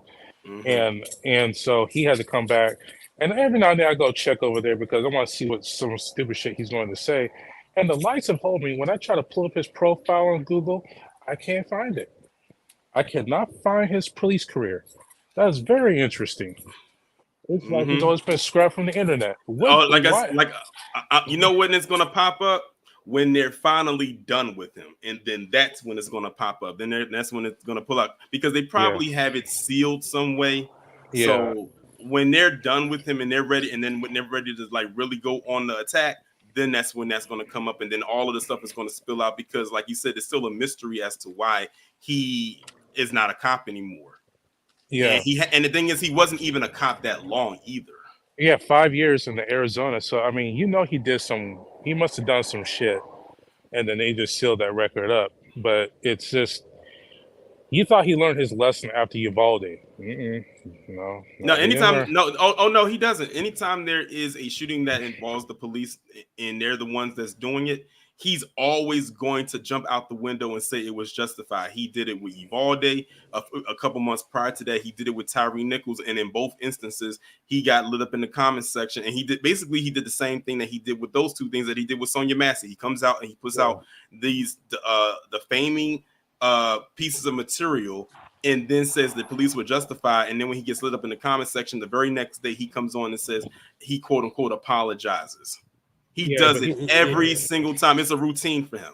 Yeah, but you know, Kansas and Tatum says they never apologize. They do a both sides argument. That's not apology. It's better if you just shut the fuck up and not say nothing.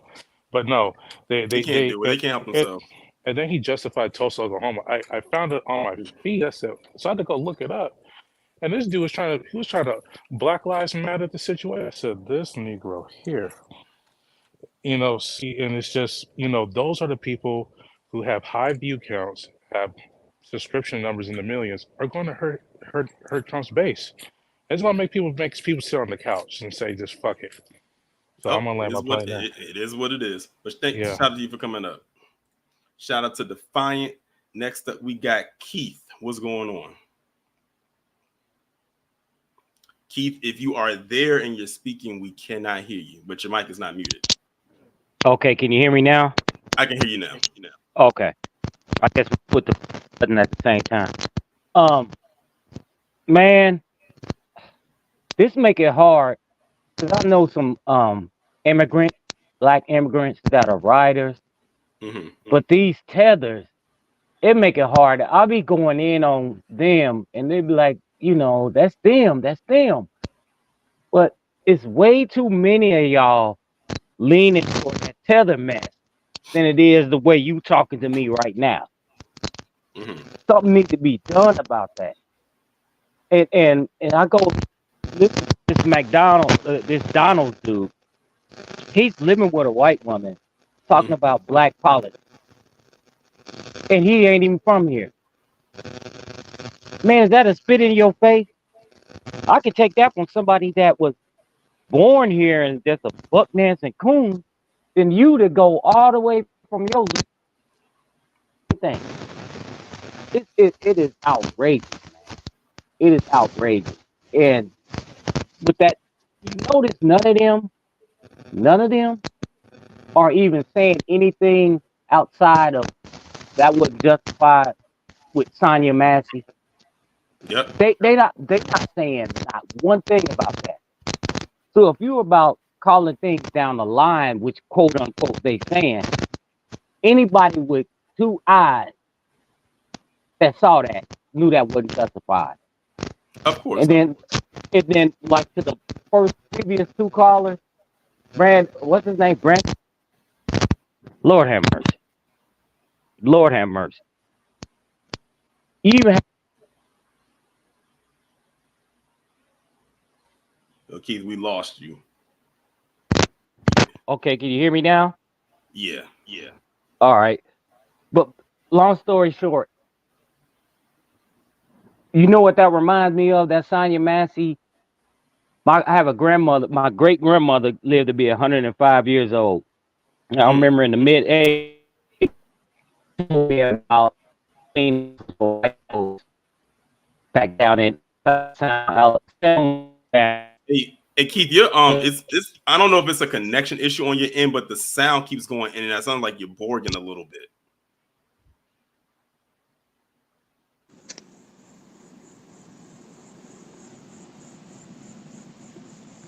Hello?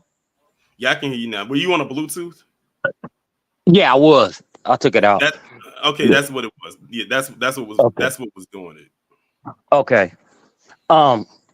Yeah, my grandmother told me about a story, and I looked at it when I first saw that video. I done watched it like 10 times.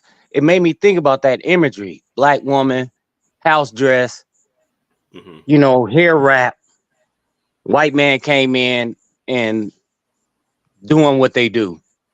That's what made me, that imagery came into my mind when I saw it.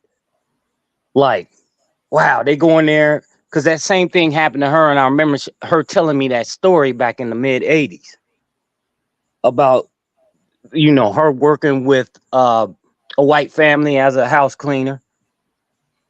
And they said something got took and the cops came and did her the same way, tore the house up. Wow.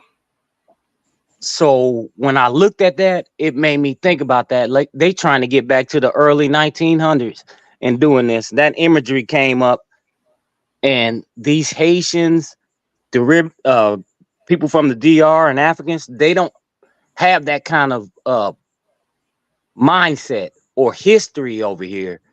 So they do not need to be speaking for us. With that in turn, I'm going to go ahead and land my plane. Appreciate you coming up. Shout out to you, Keith. Next, we got Scoop. What's going on? Scoop, if you speak. Okay, there you go. What's going on, Torian? What's going on? Man, I done came to this point, man.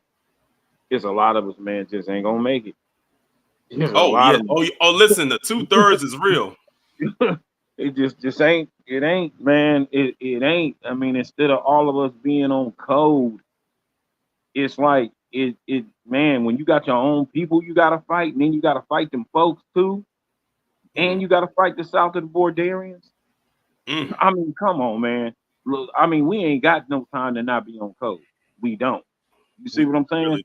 So it's a lot of us, man. We gonna have to start pushing some people to the side.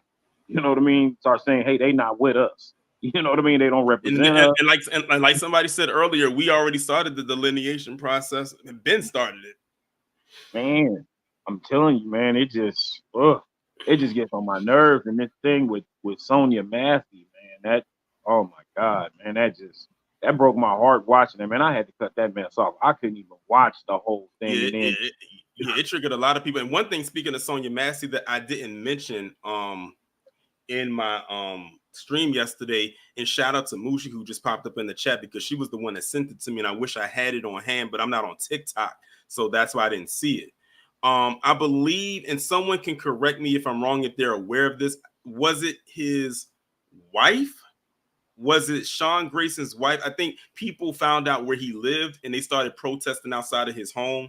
And I think his wife had put something out there saying that the protesters need to go home, or some kind of statement. And people was like, no, we're not going home.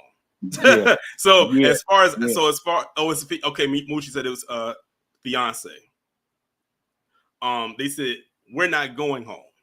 We're going to stay. They said that we're staying right here. So yeah, I remember his wife or whatever she was complaining. You know what I mean? How you complaining and we got a dead black woman? Your husband's still alive.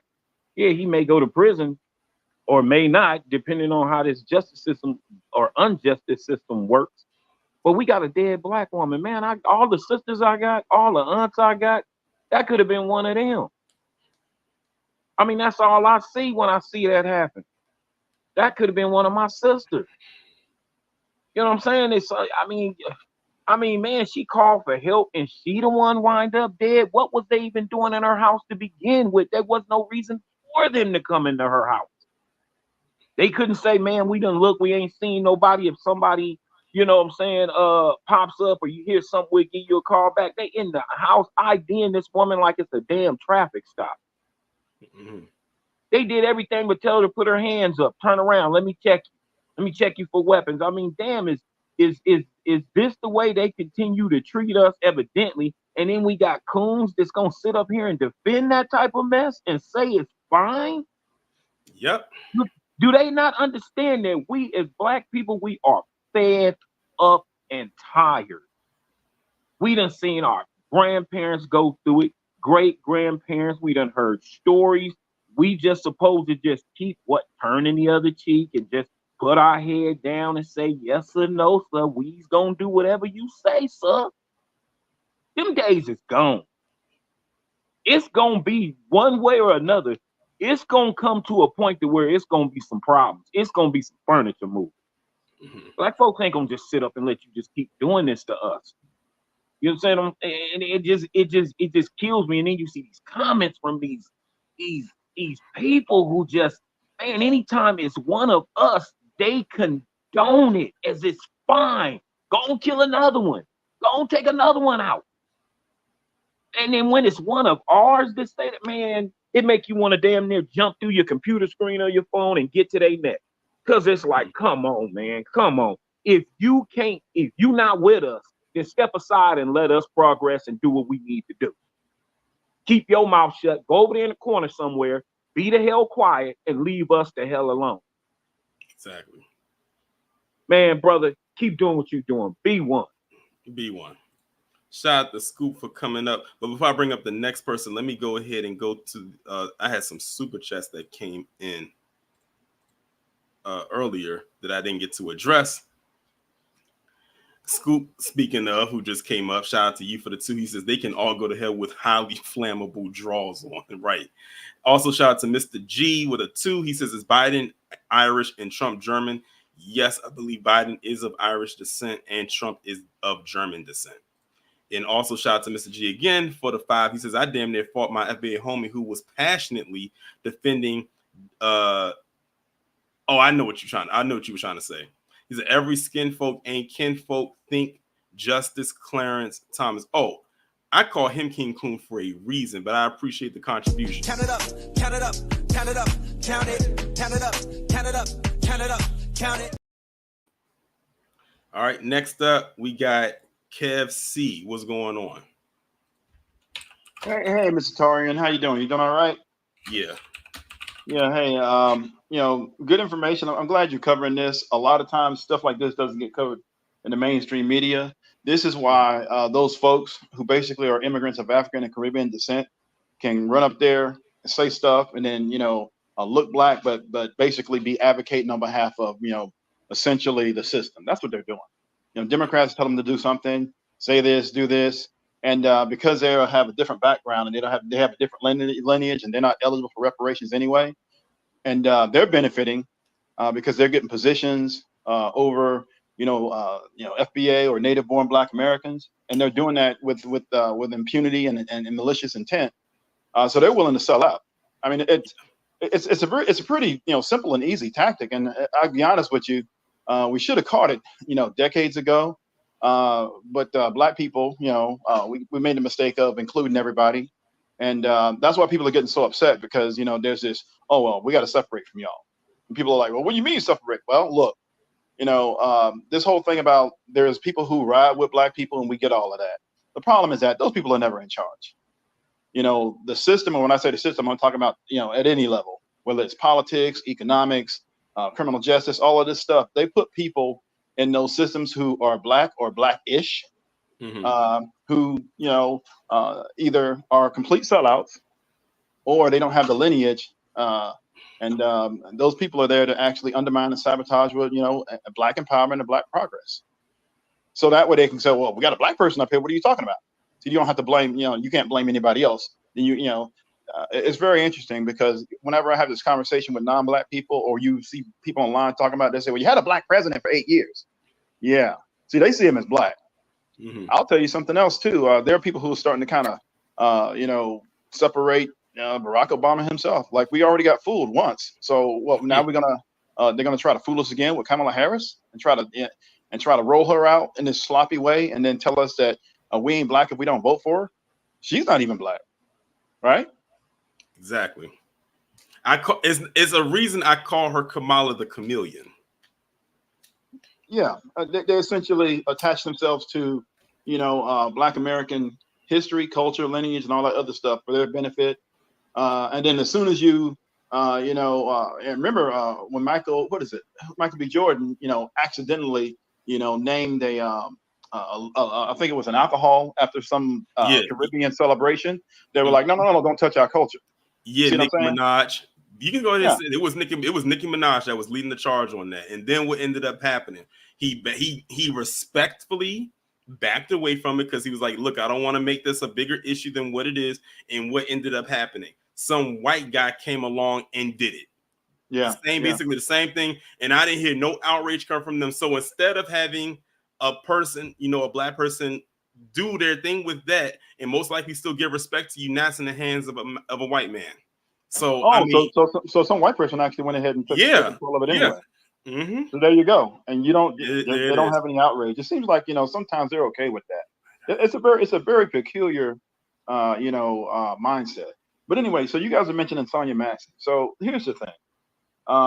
We already have the sellouts like the Brandon Tatums. I think he's actually FBA. I don't know if he's an immigrant of African or Caribbean descent. And again, this is not to denigrate those immigrants. It's just, it's getting difficult to separate the ones who are basically doing the right thing versus the ones who aren't. We know the ones who rise to these certain positions. Those are the ones that are going to be doing the wrong thing, and then they love the ones who are actually descendants of freedmen who are willing to sell out their entire race for basically a soft position under the system of racism. That's essentially what they're doing. But Brandon Tatum, Candace Owens, they already were trying to justify the Sonya Massey incident. And then the other thing too with that is, look, here's one thing that we have to start talking about. And I mentioned this, and somebody I put it on a TikTok thing because there's so many videos about this. And I said, look, Black officers don't have these problems. Black officers get the same training. When they make mistakes, they get punished right away.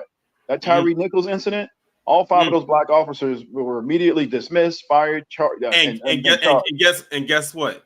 None of us tried to justify what they did. Nope. We immediately said, "Oh, get rid of them."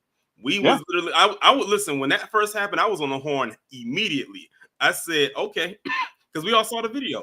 We were not there trying to justify what they did, but they would be the same ones sitting up there. Well, the exception of Fakem, but he don't count. Up there, sitting up there, justifying what these other cops do. And they like to say that we don't hold our own accountable. Yeah, absolutely. Yeah, absolutely. Well, there are non-Black people actually trying to justify that incident, trying to justify that homicide. Of course. There was this woman. I listened to her video because I wanted to see where she was going to go with it. She sat up there. She talked for like 5 minutes, and then she said, "Well, technically," I was like, "Okay, here we go." So the bottom line is, no matter what, they're going to figure out a way to justify taking a Black life. Whereas, remember when Ashley Babbitt was running up in the Capitol, they were upset about that. Now she's out here breaking the law, and they were still trying to figure out a way to justify that. And I said I'd like to say this is that it's time we actually start, putting that DEI on them, because what people do is they go, well, affirmative action, diversity, equity, inclusion, you didn't earn it, whatever. This dude he got a general discharge from the military. He went from department to department. He got DUIs. He has a whole history of problems. And you know what? They overlooked that. The dude clearly is a DEI hire. Or, he's clearly incompetent. He had no business being hired. But they went ahead and overlooked that. But they try to put that on Black people when a lot of times, look around and see who's the actual DEI, who's got the diversity, equity, inclusion, or the affirmative action, and who's unqualified. Look around and see who's really qualified versus who's not. We got to start pushing back on that too. And I'll just kind of end right there. Appreciate you coming up. And like someone said in the chat, he said Ashley was shot by it was a Black cop. See, they were already mad that she got popped, but they said we got to conceal that, and even they knew. They said we got to conceal the identity of the person who did it, because they knew it was a Black cop that did it, because they knew if they found out it was a Black cop that did it, it was a rap. But then one of them got a hold of it and put it out there was a Black cop, and they got even more irate. They was calling for this man to be fired. I'm sure he received all kinds of threats. But I'm like, I thought y'all was all about back the blue. See, they told on themselves then. All right, next up, we got Buzzercam. What's going on? Hey, how you doing? Can you hear me? I can hear you. Okay, how you doing, Torrance? Yeah, listen, I thought... Oh? Go ahead. I saw your stream about showing your matters. I couldn't tell how much of frustrated I could feel by that from you. This week. It started coming out like a week or 2 weeks prior for that. I was hoping to get some noise. But of course, it took some time, obviously. Now it's getting now this week. And it's probably doing after, the other situation, which I refuse to bring up until you figure that out. But yeah, that video, I couldn't watch it already too. I had to listen to it, but I even couldn't listen to it. I had to mute it. I don't know how to mute it, but I started right on the one, and of course, they already killed her at that point. So, yeah, that's terrible to hear what's going on. Mm-hmm. Especially if they finally had to speak up, and I just can't say no more because it just mess what's happening. And of course, that thing that killed her, I hope what's coming to him. I don't know, jail time in prison will help. If it's going to be, I hope justice will go through. If not, of course, we know why. But whatever happens after this, I hope the worst for him anyway. Oh, we all do, and we hope that wherever he goes, it's like hell on earth for him. I honestly don't think there's a way that he can actually get away or get out of that situation, because it's like we saw, like everyone saw, even the people that's trying to, we know why the people are saying that they're trying to justify, because they have their own agenda, but their take on it doesn't matter. It was somebody, like someone said earlier, it was a former cop that even came out and said there's no way you can justify that. They said, I don't care if the woman threw the pot at him. There's no way you can justify what he did. And like I said, we went over the body cam footage, even though I blacked out the part where it actually shows the shooting itself because of YouTube purposes. In the text, it said that he shot her twice in the chest and then once in the head, and the headshot was, of course, what took her out. And they said that the angle that he was pointing at, he was shooting downwards at her. So she was still kind of in a crouched position. She wasn't fully standing. So this was like an execution. He might as well just went over and stood over her and just shot her. Like that's what he might as well have gone ahead and did, because that's basically what he did. It's just that he did it from the opposite side of the sink, and she was on the other side. Yeah, that'd be that too. And of course, probably he was a part of that, probably involved in that problem. That gonna be definitely issue. Don't know if they gonna bring that up, but I hope so. But when it comes to him, especially, I can care less face. I mean, like, but you took our sister out with no wins for what? Oh, a pot that you scared? You feet taller than her. You scale like oh. No, it's pure tactics, and that's the form of power, but that in our community, something like that. Yeah, I can't say no more of that. It's tough. Yeah, and today this spring, I have no words about him, whatever his name is, because he's irrelevant. But also, I'm talk to you about some other type of stories that don't got much talk in the media for the past some time. It's great. The woman named some of the names. I don't know, because few of them is agreed to. It's three of them. The first name is Sequita Nicholson. She's from Cleveland, Ohio. Something happened to her, and you go look up what happened, because she was found somewhere when she was living at some border house or something. So that's their first story. The other story that happened in Atlanta. There's this former name, Deudron or something. It's spelled DEUNORDRAL.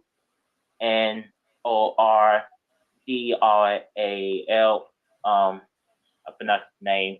His last name is Cole or something. I put his name in the chat if I get him. So with this, he was found dead in some dead well. And I don't know what happened to him. They said that he was with somebody that was allegedly was his mate. It's a man too, and luckily you find out yourself that you could get time on that. And the last story that happened, and of course here in my state, Illinois, Chicago, this is a woman named Octavia Redmond. She was a mail lady or something, and she was shot here around Chicago area, something like that. And of course,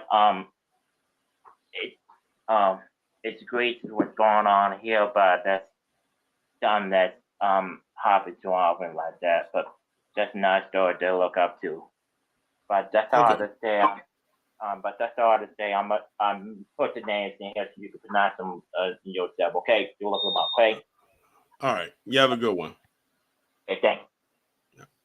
Shout out to Buzzer Cam for coming up. Next up, we got my internet auntie, Moochie. What's going on? Well, you gave me the title. Yeah, what's going on? I want to tell y'all this. And now because this is like wisdom really right now. They playing a shell game with us.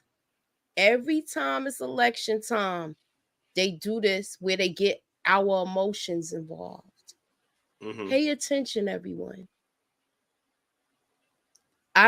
This guy, he was there to do that, but what's the phrase you say all the time, Tyrion? Two sides of the same coin. Two wings attached to the same buzzard. Yes, that too. They're all working together. Please, to me, it's like they want us to, I'm trying to put it the best way I can. They're all lying to us, y'all. They're all lying to us. So it's like, who do you believe at this point? You got this president, the last president, he's lying to us. He's not fit for office. You got all of this going on with this, and now they throw this in like they did the last time we were up for elections. Remember who died last time? Mm-hmm. Every time it's an election year, they do this. And we remember what the response to that was too. Exactly. Because it was also something else going on that year too, but we ain't gonna go too deep down. That's what I'm saying. I'm trying not to go too deep down that rabbit hole. But the person on TikTok that I was telling you about, Prophet P.I., mm-hmm. He knew that woman. He knew that woman, and the hospital that she goes to, that she went to for the mental thing, is 8 minutes away from her house. And guess who works there? His fiance. So was she being brought up on a report? Was she being brought up and he went up there to try to diffuse the situation and it got crazy? And then you ended up going to the house and being that person that was knocking outside the window, scaring her? Because how she on the phone with 911 and he already there. He's already there. He was outside of the house already. Dude was there. You know how somebody calls somebody and you don't think they're going to show up that fast? That's why she wasn't dressed, y'all. That's why it took her so long to come to the door. She had to get herself presentable. You know, you're not going to go walk around your house, walk around in front of any police in front of your thing. You're going to get your house coat and stuff. So she had to get herself presentable. That's why she took so long to answer the door. So if she's boiling water to make a cup of tea, because did you see she was making tea? That could have boiled so much where it was no more water in the pot. But you still got to use your pot holders to pick it up. It was no water in that pot, y'all. It's no water. It scares me the most because I live alone. And if you can't be safe in your own house after you call the police, and why is she showing ID to them? Why the heck would I have to show you ID and you walked up in my house? You walked up in my house. I got bills, this and that. I could show you that I live here. What am I digging for ID for in my own house? A lot of this stuff don't make sense to me.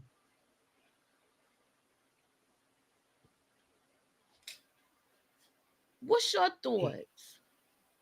Listen, I left all my thoughts on that stream yesterday, and I got really irate, especially towards the end because of the response. That's the part I think pissed me off the most. And like I said, people was trying to justify what happened to her, but it'll all eventually spill itself out. What I really want to know though is why was he floated around from 6 different agencies in 4 years? That's what I would really like to know about, like all his disciplinary stuff, even down to when he was in the military. Because he got Riddle me discharged this: from who that. gets a dishonorable discharge and then get a police job? Name a black man that got a dishonorable discharge and then get a job in the police department. Where's that happening at? So who you know? It's his fiance's father. You know he was the chief of police too. This is a cover up from the top all the way going down. And it seemed like, you know how, I don't know, if you work a union job, everybody know the F ups on them jobs. Where, the union gonna support you for this? If I don't know, because I'm not from there, but I'm talking about in New York, where if you know the person is a F up, they constantly got the benevolent association, stuff like that, getting them out of hot water. To me, I think everybody knew he was a mess up, because that's why they was outside of the house like that. Yeah. And then to top it off, you had a rookie with you, so he don't know anything too. That's why he was shaking and so scared. This is probably the first time he ever been around a gun being fired, and probably like in action, not in target practice. Exactly. Because the way he was shaking, he wasn't expecting that. But that's all I gotta say. I don't want to hold you up. I know I was sending you a lot of stuff. Yeah, you were. I appreciate it though. Mm-hmm. But thank you for letting me talk. Please don't get caught up in this. All of these things is working together. That Black Lives Matter too. That's what all of that I say is agents of chaos to keep us confused. We gotta wake up out of this slumber. I appreciate you coming up. All right, thank you. All right. Shout out to Moochie, my internet auntie, one of them. And the last person I'm bringing up, and I intentionally saved them for last, so I sent them a DM in the private chat and said, look, I'm bringing you up last. KG, I know this is you. I made sure to check today. You don't like the Byron Donalds pack? You want to smoke on that? That was number buds. Oh my God. I didn't realize that was him in the picture until you said something. It's amazing what you can do on the phone for about 2 minutes. Wow. How are you, young man? I'm doing well. I'm home. I know. Are you glad to be back home? How was the drive? It was fun. They put me in the North Carolina hills, and I was like, "Get me the hell out of here!" At night. What you didn't want to be anywhere near Mark Robinson? Shit, no, not even. Listen, you know how scary it is to drive on I-77 at night? There's no light. Yeah, until you get to like the exit. There's no light. Yeah, I remember when years ago I had went to go see the Insurrection for Nat Turner. And that's about 10 miles from the North Carolina state line. So to go from where I'm at all the way to Southampton, that's like a 3.5 hour drive. So we just wanted to get there, see it, take a picture, and we realized we're losing daylight. We need to hurry up and get the hell up out of here. We need to hurry up and get up out of here. That's how I felt. That's how I felt when they said I was going through Virginia, and then all of a sudden I look over and there's a sign that says "Welcome to West Virginia." I was like, "Get me the hell out of this state." Mm-hmm. And then, like 20 miles down the road, I'm back in Virginia. I'm like, "Get me the hell out of here." I felt the deliverance music. Exactly. I'm sorry, Miss Niecy, but your state kind of fucked up. These people were tubing. These people were tubing in a water with full rocks. I don't know what the hell. Something wrong with West Virginia, boy. I think Miss Niecy knows that her state is messed up. She'll be the first to tell you. Yeah. Well, yeah. Shout out to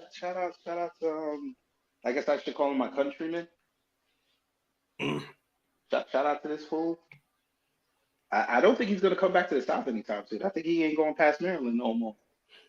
He may not want to go to Philadelphia anymore either, because that's where he made that initial statement at. But like I said earlier, them people are not trying to hear all of that. They are not hearing that. They are over hearing that crap. And it also tells you right there, because this was an older dude that confronted him about the reparations. They listening to us. They may not say it, and that's fine, but we know where they're getting their talking points from.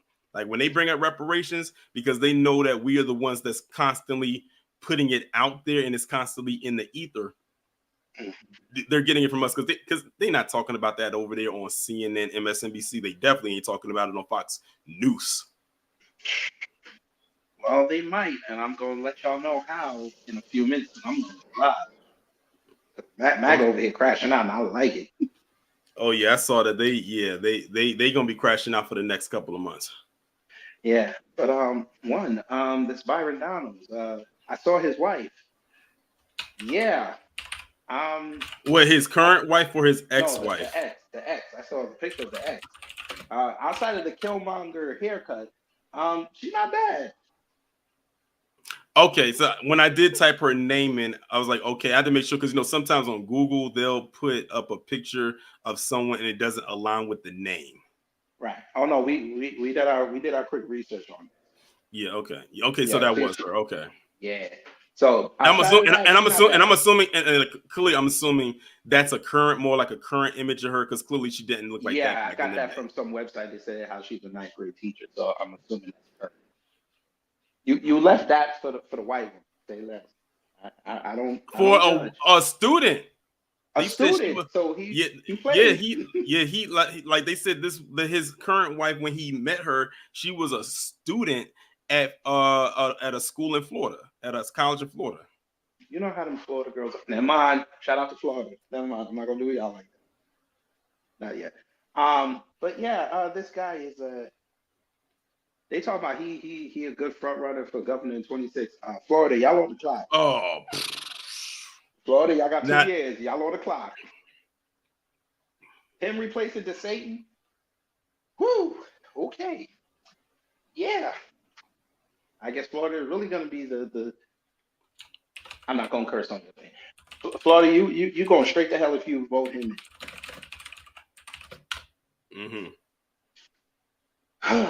But yeah, bro, I would apologize for him, but he only asked me in Jamaican to go get now, so that don't count. Yeah, that story was crazy. I'm like, dang, you went as far as you could in order to get with your ex-wife. It worked in his favor while it lasted. 8 years, and then you jumped on the student and said, hey, look, maybe they want to play I Got a Hot Wife, and it don't work. But it is what it is. Byron, I'll see you in hell because I don't understand how you went to Atlanta and told black people about civil rights. I don't know how that works. Like, they don't know. He went down there to teach something new with great value, Bobby Lashley. That was great. Did you learn anything from that, brother? That's your people. Did you learn anything? I learned that his voice is like nails on a chalkboard. That's it. Yep, I can't say that I've learned anything from Wesley Hunt. His voice annoys me. And then I remember when you was streaming the RNC and he had popped up. The thing is, by that time I had already heard his voice, so it's like I had to be like, oh God, this guy's about to speak, and he did not disappoint. Yeah, well, you know what? As a veteran, we're gonna give him his respect as a congressman, and he's from the wheels of Texas. Texas, y'all on the clock too, because he's up this year. Y'all need to go do something about that. But yeah, let me get ready for this live stream. This is gonna be fun. All right. Yes, sir. Oh, did you get the pancakes? You said, did I get the pancakes? Did you get the pancakes? Did you have pancakes? Yeah. Oh yeah, I bought them, and I actually did. I actually did have some today. Of course. What'd you put in? Come on. Chocolate chips.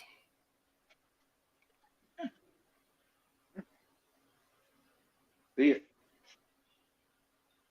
That's it. Now, would this influence your vote if they said that Kodiak pancakes were on back order? Would that influence your vote? Will it make the couch even more comfortable? The couch was going to be comfortable regardless. No, but would that make you have to pull out bid? No. So we'll keep an eye on that supply chain for you. We'll do that for you over here. Because if you can't get your Kodiak pancakes, I don't want to. I don't want to hear you on video. You're gonna start growling. You're gonna want to beat people up. You're gonna want to go outside and knock people out. You're gonna want to burn down a Costco, maybe. I don't know. We can't have that. We need you. We need you still talking. I'm just saying, looking out for you. Exactly. Thank you, sir. All right, thanks for coming up, KG. Yes, sir. All right, y'all. So that was the last person to come up today. We did over 2 hours. Shout out to everybody that came through. Shout out to everybody that contributed. My phone is not near me right now, so if you sent the Cash App, I appreciate that as well. We will be back tomorrow. I got the 1 p.m. premiere video. I'm gonna put that up, and we also gonna do the Angel Reach stream tomorrow as well. That's gonna be at 5 p.m. Eastern time. So be on the lookout for that. And with that being said, y'all enjoy the rest of your Sunday. Let's go into this week fresh, be safe, and be one.